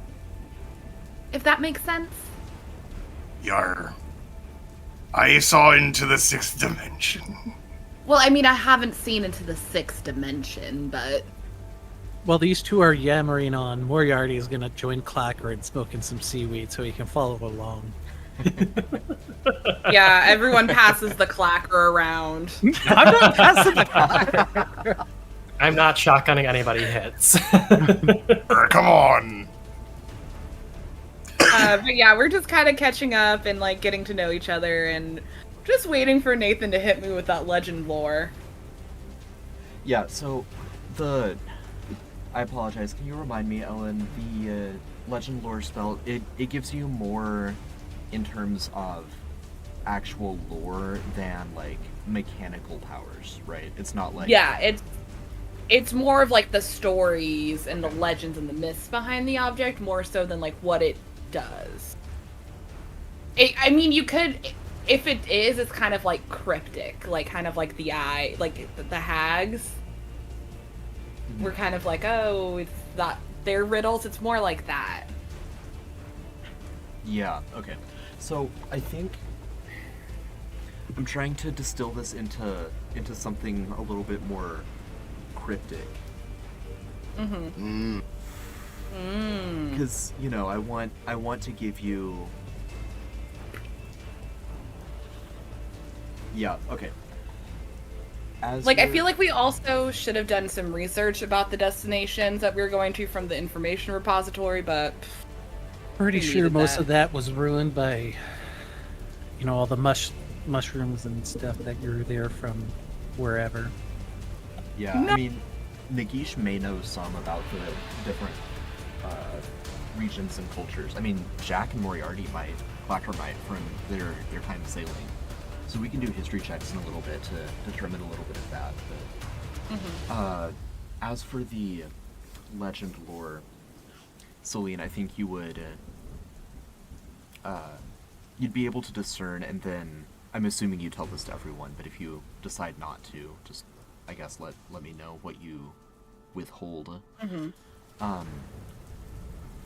The boat of Sankuriang is steeped in sadness. It flows on rivers of mourning. Mourning as in weeping. It is it's an artifact deeply entrenched in druidic culture and in the divine, and in the permeable threshold between divinity and being a druid, as druids can live for so very long and take so many forms. Legend has it that Sankuriang was a young boy who was growing strong and mighty. He was essentially a ranger. You know, he was thriving in the woodlands. He was a skilled hunter. He always hunted with his trusty dog, who, unbeknownst to him, was actually his father, because this dog was a druid who stayed wild-shaped as a faithful dog. The exact reasons behind that are still obscured from you, although additional casting of legend lore may give you slightly different results and you can piece together more aspects of the story. But although you can't quite see clearly what happened, there was some great tragedy, and in the falling out and the wrath, someone experienced terrible wrath after great loss, and this caused Sankuriang, the boy, to abandon his project. His project, you believe, was this boat. And so all of this is very convoluted. I'm aware of that. Part of that is just because, you know, this is your first time casting this spell and learning some of this tale. But it seems that at some point in his life, Sankuriang was tasked with building a boat for some reason, and this was derailed by this tragedy. And so it's possible... Go ahead, you can... The boat's not a sailing ship, it's more of like a canoe or a rowboat. That's what it seems like, although Yeah. you also get the sense And this could just be because of the way legends and myths take grandiose proportions. But it seems like his original boat was much bigger, and he still completed a boat, but the incomplete boat that the tragedy caused to essentially metaphorically crash against the rocks would have been much larger. Might have been a sailing ship. Hard to say. Yeah. I would probably share everything but the druidic divinity connection with the item. I would probably talk about like the story about a boy who had a dog father. The dog father. The dog father. The If anyone, shout out to Brew Crew, the dog father. And yeah, I'd probably keep that stuff to myself. Celine keeps things close to the chest. Yeah. So the whole crew Fascinating would know there legend. was a boy who was building a boat and then was unable to because of a tragedy, and so built a different boat. Yeah. Okay. Dog father. I'd probably talk about the dog father a lot. Okay. But you don't reveal that he was like a druid. No. That's a really, really weird story. Can I roll an insight to see if she's holding out on us with that? I mean, I think rather than I don't want to get into PvP roll-offs. PvP skill But ups. I think that Moriarty, like Pippin, you can just decide whether Moriarty feels that she's withholding something. Okay, Maybe it's the seaweed making you a little paranoid. maybe. Maybe she's a hag after all. That's still a possibility. She did. Didn't somebody confirm, Kraz or somebody confirm? Oh yeah, that was Raz. it was confirmed. confirmed, and then I got mad at him for believing Kraz, a man, and not me, that I wasn't a hag. All right. Typical. Savannah says. Typical men. Thank you, Savannah. It's nice to have another lady in the mists. I got you, girl. Listen, we had quite an experience with hags. I don't blame Moriarty for being paranoid. And there's the one hag- out there that's still after us. Hags are you the did- worst, Nagish calls from the crow's nest. Right, Nagesh, you would know just as well as we do that hags are the worst. Someone passes Nagish the clacker. Wow. What a tripping beholder. Hmm. So That's a yeah, mental my image. plan, Celine's plan was originally to bunk up in the crow's nest, but it does definitely feel more apropos that Nagish is up there. I mean, he can see in all directions. Yeah. 360 I suggested it. Do beholders? Oh, yeah. Duh. I was about to ask if beholders sleep. I'm like, oh, duh. Yeah, they sure do. How they have babies. Ah. You better not be having any babies, Nakish. I told all the other crew. No, They're not you re- said there's no ship to ship, no crew to crew, Romance. like romances. Nagish doesn't need to have romance to have a baby. This He is dreams why up a I'm little whelp. It's going fine. to decline taking a hit of the clacker right now. I'm not sure what might happen if I were on any kind of drug. I've never done that. I'd rather not do it on the open ocean. I'm not shotgunning hits. I'm willing to just, let you have a hit of seaweed from my pipe. You don't have It's to a do the milk-shaped pipe. Wow. But yeah, it's kind of like just windy and nasty out, even if it's not rainy. Yeah. Yeah, the rain has abated. You've made it through the worst of the storm. Like, you're able to see the stars, as we mentioned. So Okay, that's I'll just kinda rough. get a hammock, I guess. 'Cause I think I need to sleep under the stars, technically. Hmm. Yeah. Yeah. So, Yeah. Yeah. When it's time for bed, Jack will head to the captain's quarters and be like, all right, well, have a great night, everyone. Whoa there, buddy. Yar. I think I got dibs on that bed. Brr, why is that? I thought I was the captain. Yeah. Okay, I put down the most gold, though, so Clacker's gonna just make his way by. Oh, so you two are bunking up this time. All right. Well, he did finance the voyage. You can have it tomorrow. I'm gonna have it tonight. Oh, I'm so tired. And the ash of the seaweed falls out of his blowhole. I imagine he just like closes his mouth and blows real hard, and it just puffs out. Right. Then he puts his horn back in. But no romances. Good night.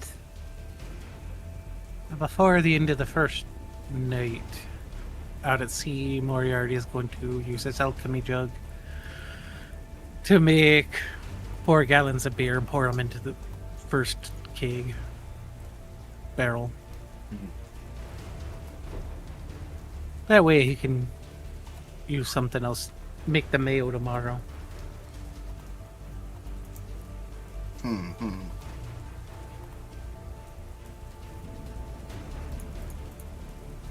I don't think anything too crazy. I do think I will change one of my spells to create or destroy water in the morning Oh, when I'm makes sense. preparing my spells. I'm changing out one of my first levels to get good berry.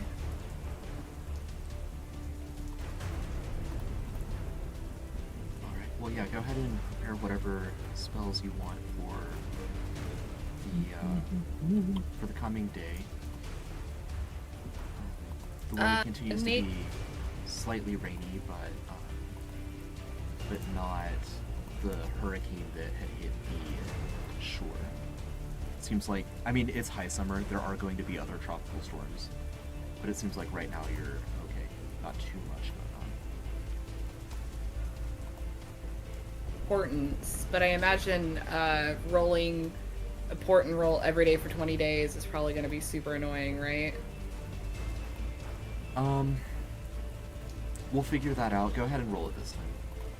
Okay. I want 20 d20s. We're gonna write them out for every day. Okay. Give me something good. That was literally a 9. I already had a 9 from yesterday. Oof. Oof. No, 9s is fine. And an 11. And then this is for my woe or wheel.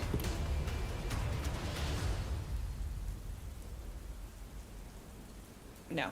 Hold on. Flash. Lower wheel, that's a Star Druid thing, right? Yeah. Yep. Okay. It's So either happy. buff or debuff. That is wheel again. Or sorry, woe again. It was like, I thought that was Will. Yeah, that was the 3rd time in a row I've gotten woe. Those aren't very good omens. I heard this legend that 3 ain't lucky. Lucky. No, I mean, mind flayers are definitely trying to destroy our universe, so, I mean, there's not a lot of good omens out there, is there?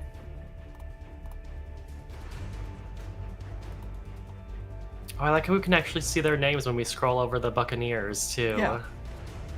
Yeah, you've got your whole crew there. In the morning, Moriarty's gonna infuse his cloak into a cloak of the manta ray. Okay.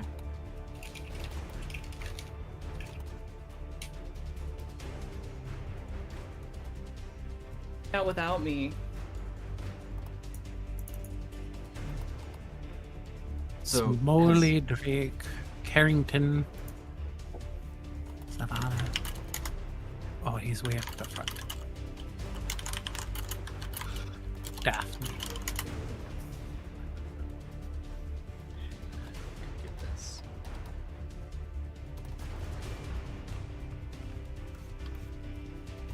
There we go. Okay. Yeah, so the crew is sailing, and well, Nagish is in the crow's nest, I guess. So I'll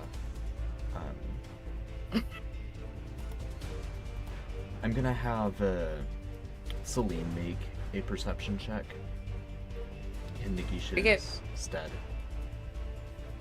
Do you want me to use my stats? Yeah. Okay. Hold on. This is what happens when I don't have my character sheet open because I wanted to look at the ship. Okay. Perception, I have a +8. Very nice. That's an 18 plus 8 for 26. So, Celine/Nagish sees and alerts the rest of the crew. There is a disturbance in the water ahead, and it does not look like just waves. It looks rather like some kind of creature that is slithering toward you. Captain, there is a creature slithering towards us in the water. What do you should we give it a wide berth? Yeah, I suppose so. What would be the best course of action to avoid a large sea monster? Yep, it is pretty clearly coming toward the boat. It must have seen the boat and thought it to be some kind of prey.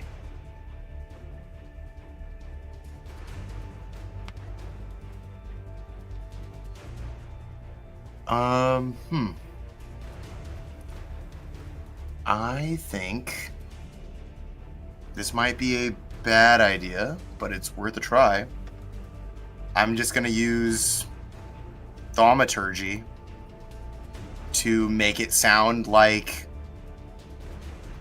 we are the biggest fucking monster there ever was. It's just like one of those like, you know, like just like a horrid shriek. Sure. Yeah, I mean, make a spellcasting check. Intimidating, whichever one of those is better, I guess. Give you guidance and help you kind of also do the noise with you. Intimidation? Or what was my other option? Just like a spell roll. Like an Arcana check. Arcana? Like a spell attack, like you're attacking with a cantrip. Oh. I see what you mean there. 5 volts. 18, so 22 with my bonuses. Yeah, nice. So it's intimidated, but it's hungry as well. So I'm gonna give it disadvantage on initiative. Basically, you guys might be able to pincushion it before it gets too close. Well, I thought that would work, guys, but it looks like it's pretty hungry. Throw a good berry in its mouth if we get close enough. Maybe you can try, but I don't think that's gonna work. I mean, it does say it sustains one creature, right? I mean, it is one creature. It does not necessarily curb its hunger. Hey, they're not my good berries. Can I look out there and see what it might be? Yeah, make a perception check, Moriarty.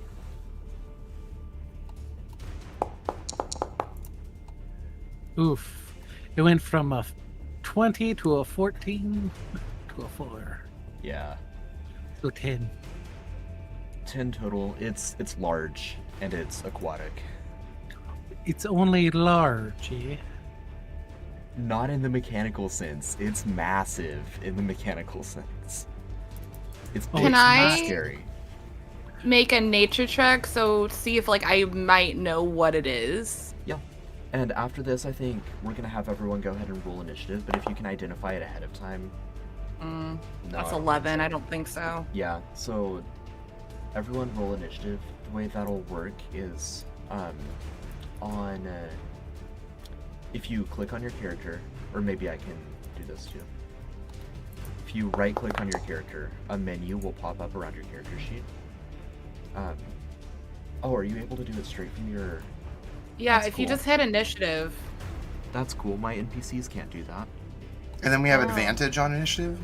I'm just gonna He give has disadvantage. disadvantage. Yeah. Oh, okay. Whoops.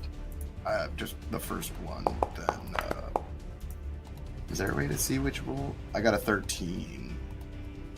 Or no, wait, that's Moriarty. I got a 16.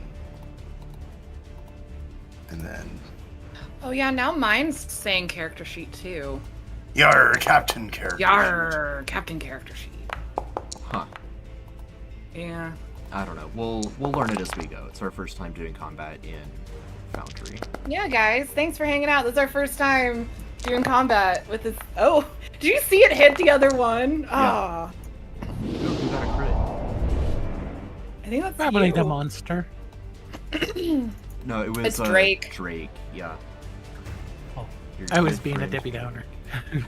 Is Drake a Oh, I sad rolled boy? advantage. I mean Drake. Remember, he's a dragon folk with a hook hand, so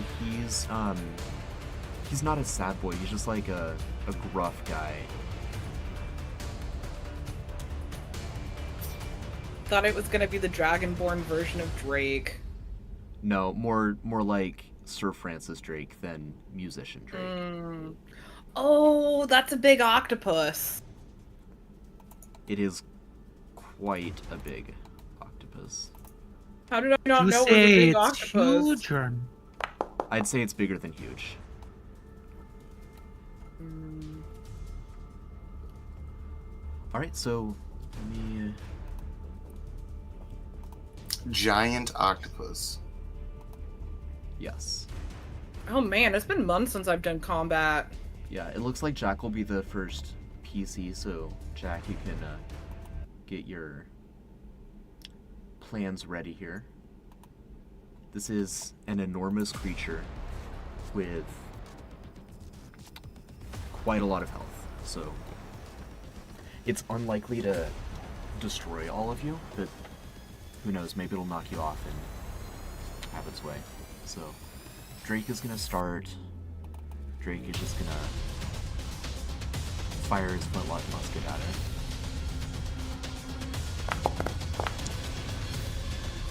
And I believe that's gonna miss. So who's next? Smalley. Smalley's gonna do the same thing.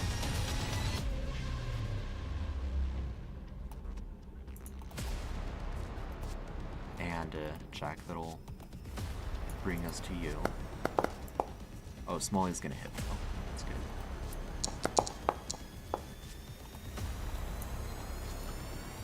All right.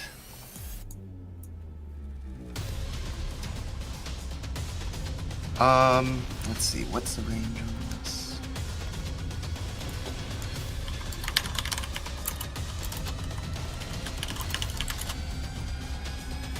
Okay. So one musket ball smashes into. Oh, actually, whoops, my bad. This guy's big, he's easy to hit. They both hit, so I'm gonna go ahead and roll for Drake's damage. There we go.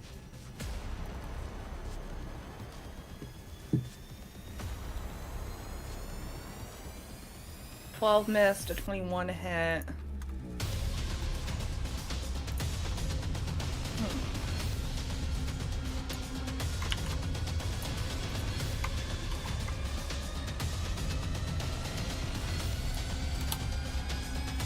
Now, Jack, you'll notice as two flintlock musket balls pierce into the octopus, it seems that they did little enough damage that the octopus is able to just ignore it altogether. Oh wow. Yeah.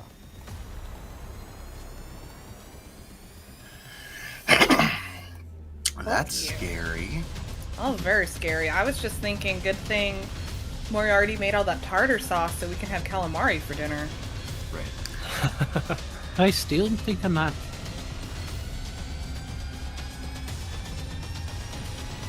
Okay. Is it my turn then? It is your turn now. Okay. Jack is going to step into the open a little bit here so I can get a bit of a better angle. Sure. And then you would all see a lightning bolt form in Jack's hand. And I would launch it out at the giant octopus that I can see in the water there. And I will cast Rout Them Psychic Lance. Okay. I think you've used this one before, but I'm not super familiar with it. The target must make an intelligence saving throw against my save, which should be 16.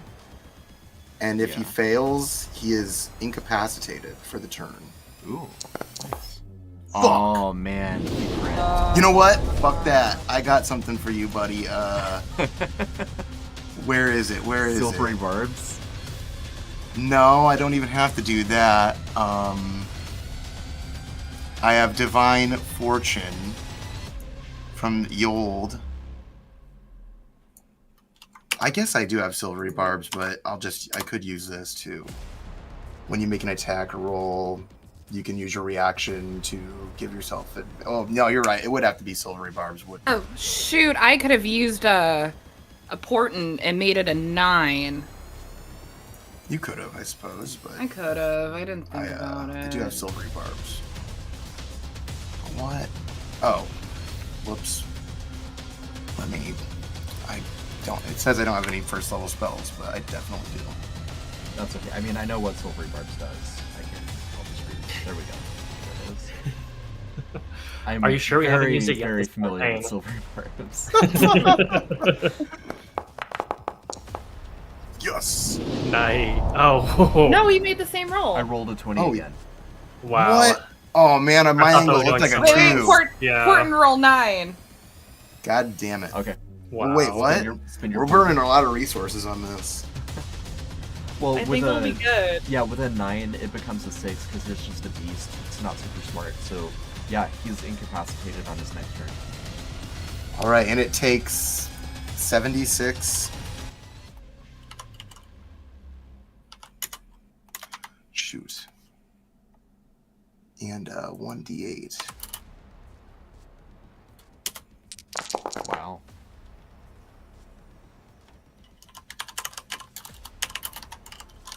Because I empowered it with lightning or whatever. Oh, great. Gotcha. D8. Yold. Thanks, buddy.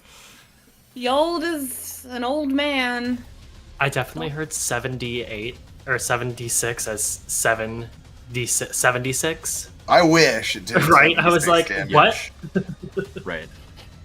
Well, I mean, that's still obviously a chunk of his health, and it looks like you took all of that, whereas the musket balls just kind of were ineffective because of how large he is. That 32 damage really stuck.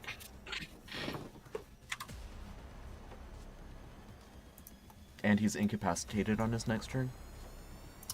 Yes, he is. Yeah, so that sucks. Sucks for you. But that is my 4th level spell.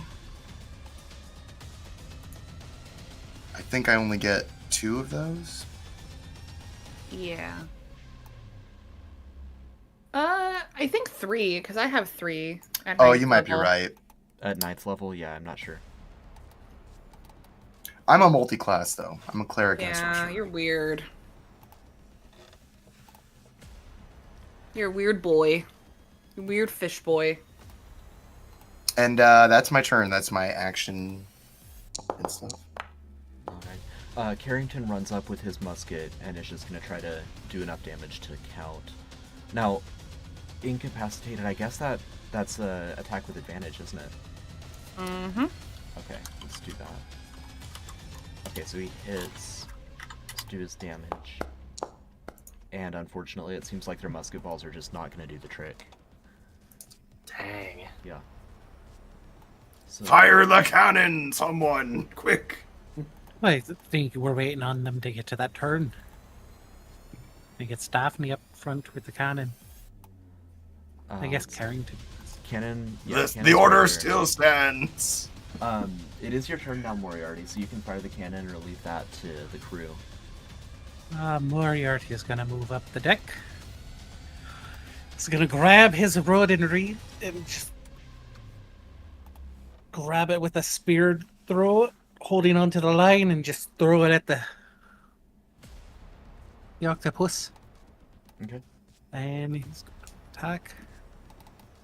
So what you said, it was with advantage. Yes.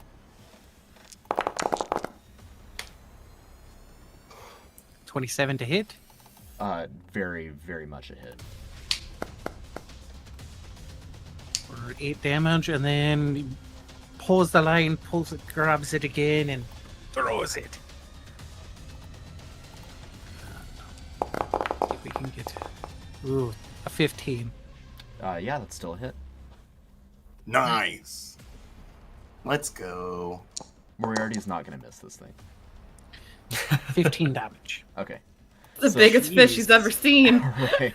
I wouldn't know. I Are we I would eating know octopus before they tonight? Is that what I'm hearing? We're having calamari. And that'll be Moriarty's turn. Perfect. Next up is Clacker, followed by the Okay. incapacitated octopus. Clacker's just gonna do a chill touch from back here.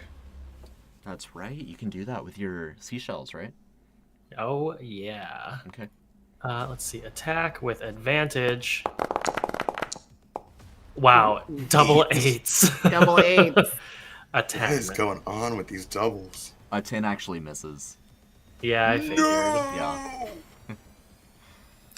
Yeah. Just because, Yeah, like, Clacker's as you're just- going to cast, a wave smashes into the ship and you stumble a little. It's been a while. You don't have your sea legs. He's a little high from the seaweed still. Right, right.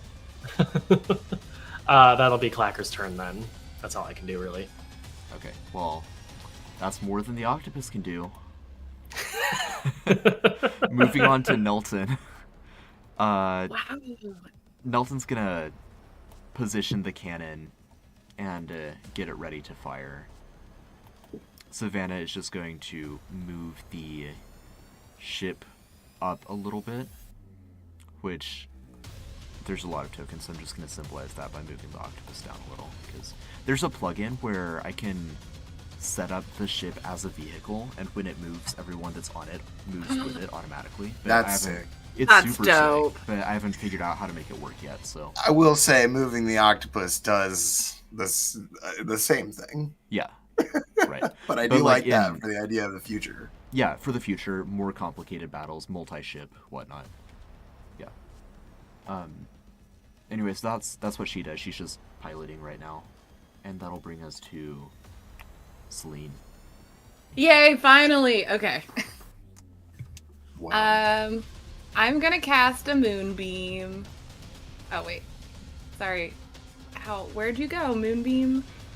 Moonbeam, and I wanna cast it at, this is gonna be crazy, 4th level.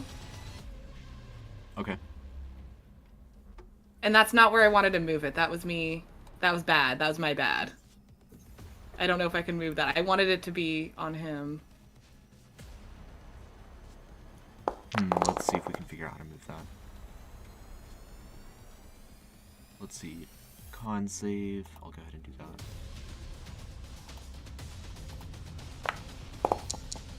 Got a 10. Got a 14. I think that fails, right? That fails. Yeah. DC so 16. lots of damage. 28 radiant. Mm-hmm. Is that supposed to be at the start of... Is this the one where it's at the start of his turn and when you cast it, remove it? I think it's both. Hold on. Yeah, let's The see. creature enters the spell for the first time, On or its turn, starts its turn. Yeah, it's both. Okay. Oh, no, hang on. When you move it around, it doesn't do damage. There was a different spell that Celine or Penny has that does that, but... That's my Spirit Guardians for Penny. That's the one. Yeah. Oh, and also if he's a shape changer, he has to make it with disadvantage, and if he fails, he instantly reverts to its original form. So if this giant octopus is something else masquerading as a giant octopus, he has to turn back into the thing. He is, in fact, a giant octopus. Okay, that's fine. Yeah. I think it's a hag. I think it's a giant octopus. But yeah, I accidentally clicked there. It's supposed to be like on his little tentacles. Yeah, I know there's a way to move it. Again, you can do Yeah. basically anything in Foundry. I just haven't learned how to do all of it yet. Like, I think there is where I wanted it. Mm-hmm. Yeah, the white dice were really something, eh? Can you change your dice? Yeah, you can. I was about to say, did you choose your dice? 'Cause No. I Um, would choose glittery dice. Yeah, you can customize your die colors. Another fun thing. We're back to the top of the order. The crew are just going to worry about maneuvering the ship because they've found that their muskets are not effective and they don't want to waste ammunition. So they'll be sure that the cannon is loaded and ready to fire each time. And Did Daphne not go? Daphne was, Daphne did not. no, go. Daphne didn't go. Yeah, she would have been last. So I guess she'd fire with her musket as well, but I don't think they can really damage the creature. Oh wait, should have been advantage unless they crit. So she'll move back and start manning the cannon with Nelton. Drake will fire said cannon. Smoley is just going to worry about the rigging and whatnot, and then Jack can go.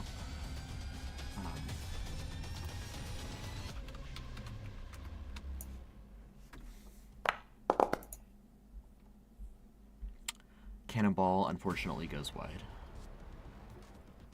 Fuck. Yeah. Sorry about that, Drake yells. I'll get him next time. Quick, reload! Hate to be that person, but don't they still have advantage on it? Yes.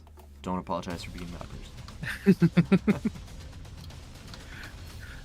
You might not have missed. Take another look. I hit it!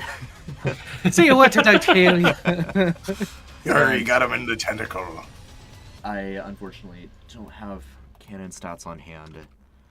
I didn't know which boat you guys were going to buy, or I would have pre-programmed all of this, but we're just going to call it 4d10. So, good chunk of damage there. Yeah. How's he looking? If you hover over him, you should be able to see his health. I can? I can't. I can't. Okay, I will fix that. Just not now. No, I'll fix that while Jack takes his turn. I'll see if I can get that up and running. Right. Well, I do think Jack is going to...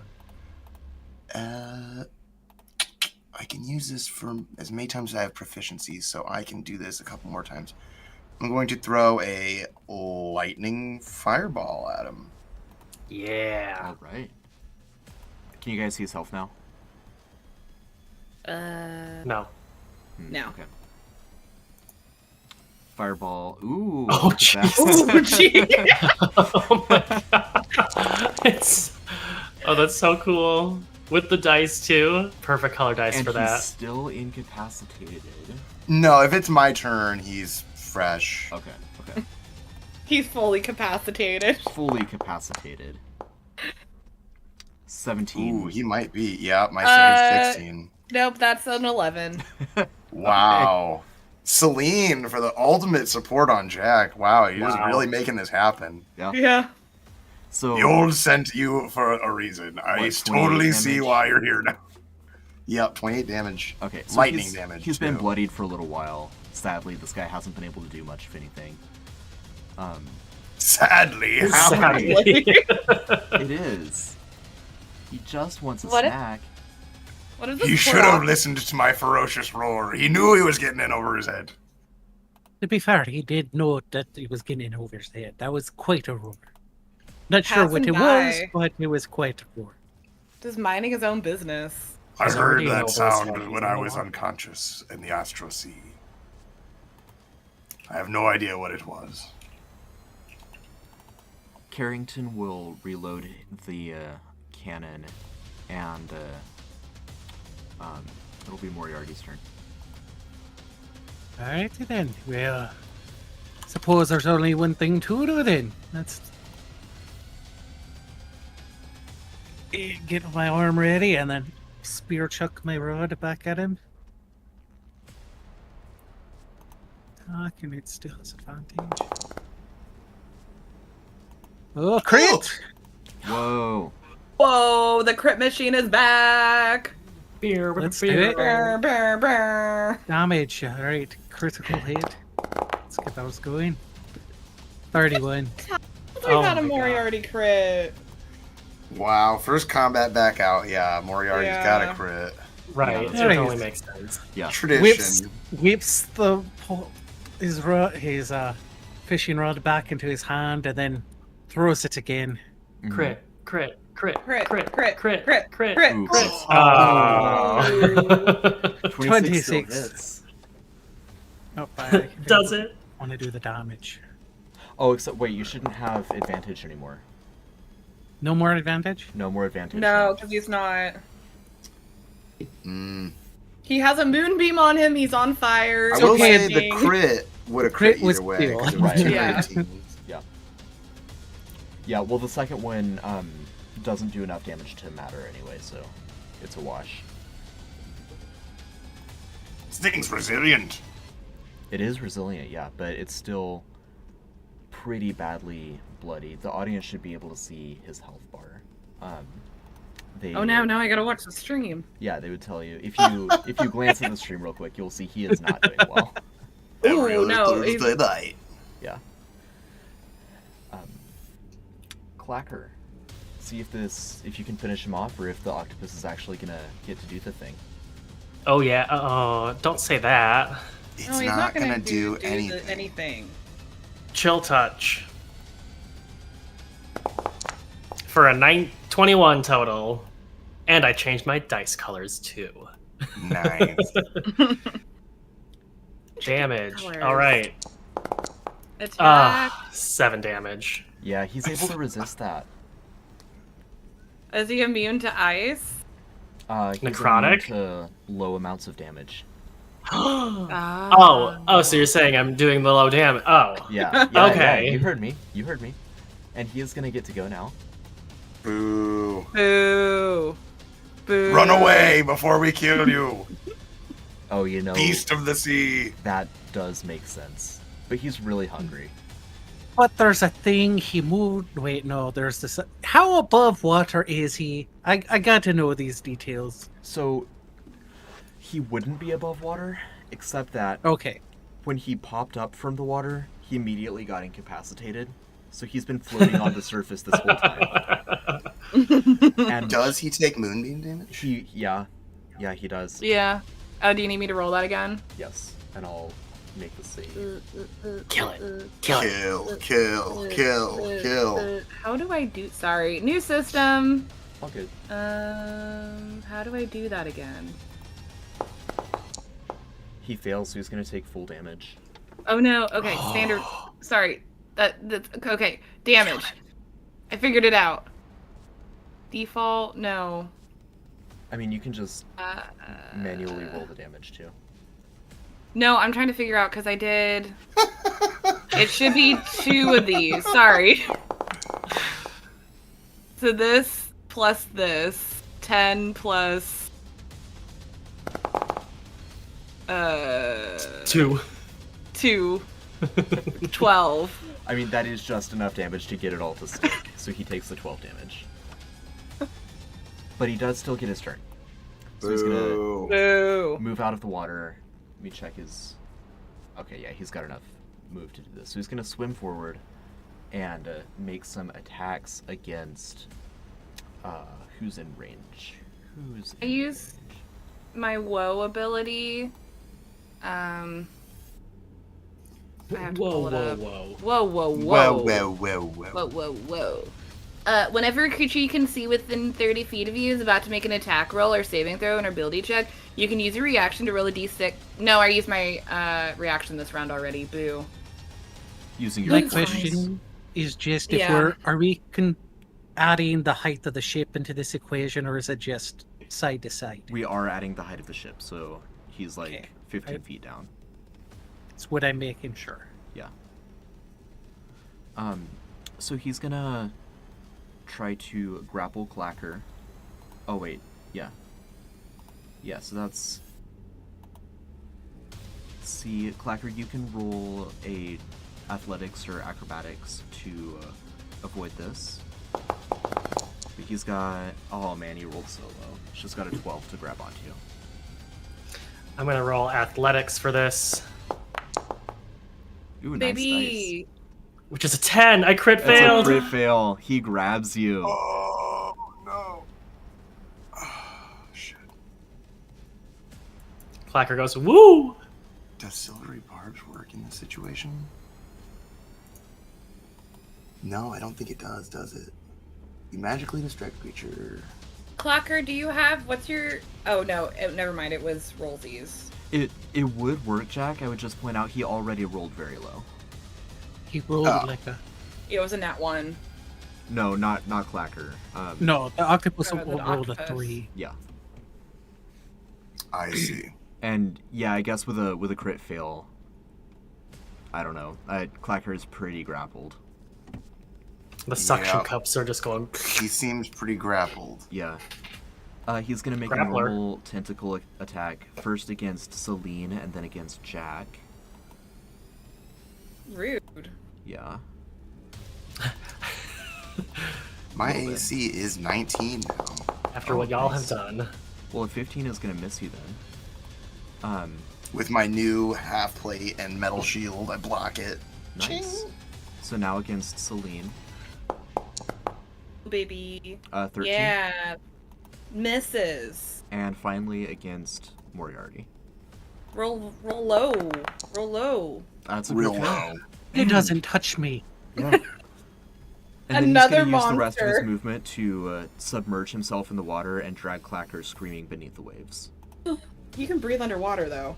I can just hold my breath for 6 hours. I'm fine. Can we still see the octopus? You can see the octopus, but it is 20 feet underwater. Can I still see Clacker?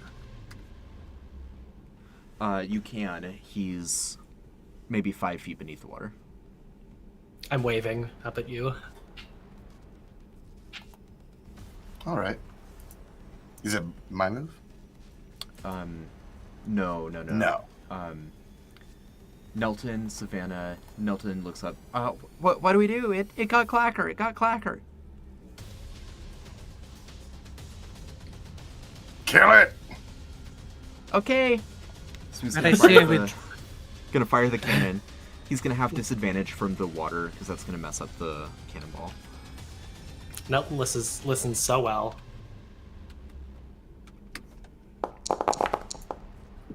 Oh my god.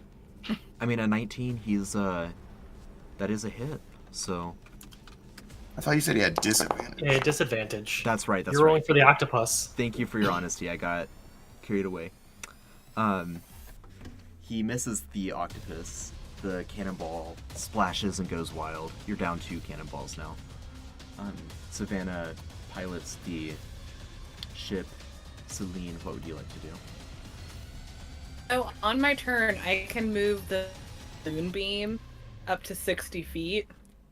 Can I just move it over and down to where the octopus is? Can I look mean, over the edge of the ship I and don't see see why where the not. octopus is?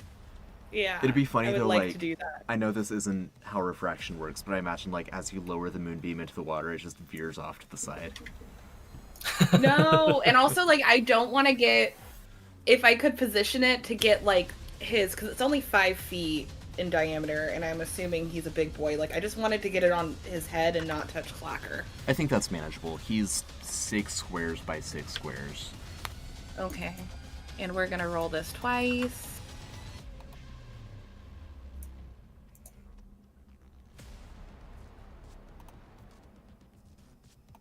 Again, am I crazy? Standard roll damage. Okay.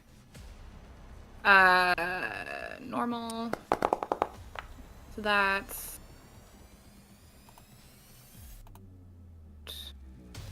Did it roll? I'm so sorry, guys. That's okay. Damage. Normal.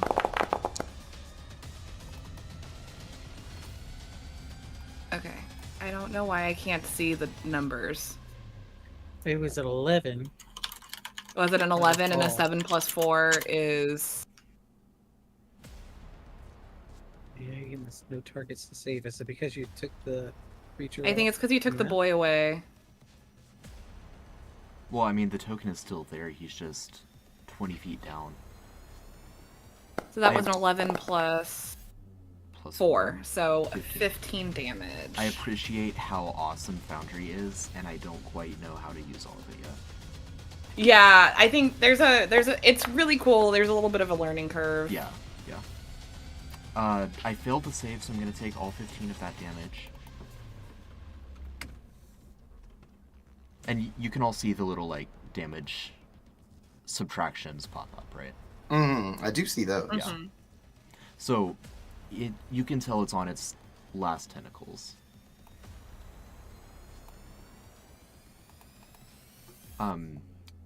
The pirate crew is going to reload the cannon, and it'll be Jack's turn.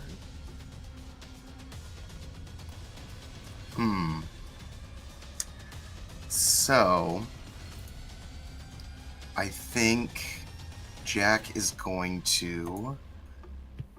You said I can still see Clacker. So I'm going to use a second level spell to Vortex Warp Clacker back onto the boat. Nice. And then I'm Cool. going to quicken a spell to shoot a lightning firebolt at our friend here. And now that he's... Well, never mind. I don't know. I don't want to bring that up. 17. For 21 damage.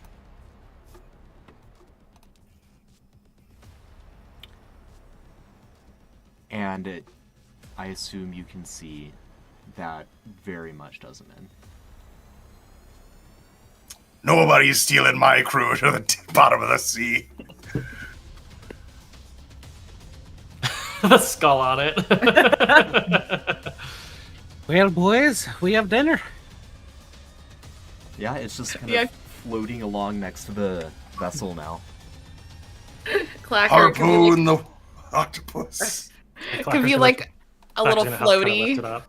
like a little beach floaty, you know? Yeah.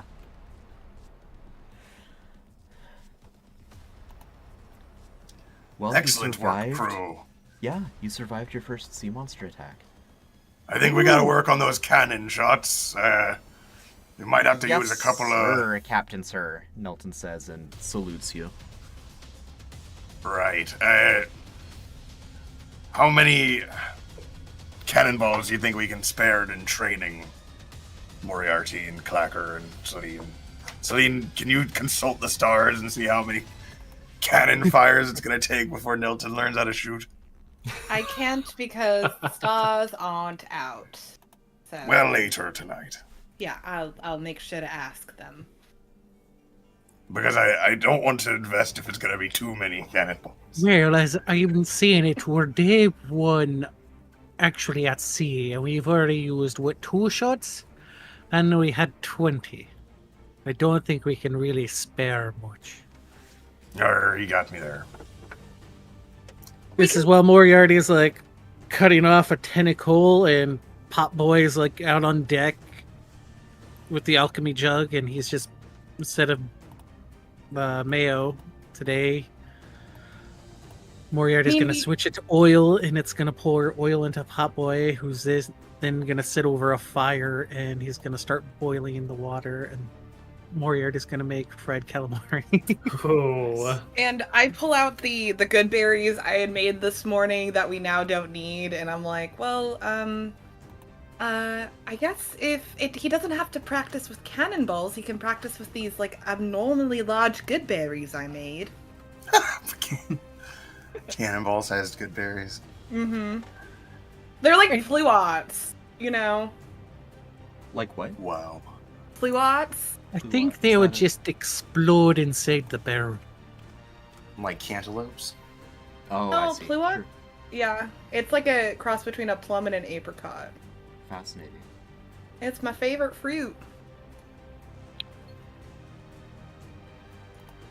Well, All right. Savannah is suitably impressed. She seems a bit more confident now. Like she's fought some mind flayers in Cliffs Bay, but seeing how admirably you all handled yourselves out there, she's you've won some confidence from her and the crew. Arr. I give her a wink and She dispel returns the it. moonbeam. Ooh. Ain't no giant octopus taking us down today. That's right. Not today, not tomorrow, not before we make landfall at our next destination.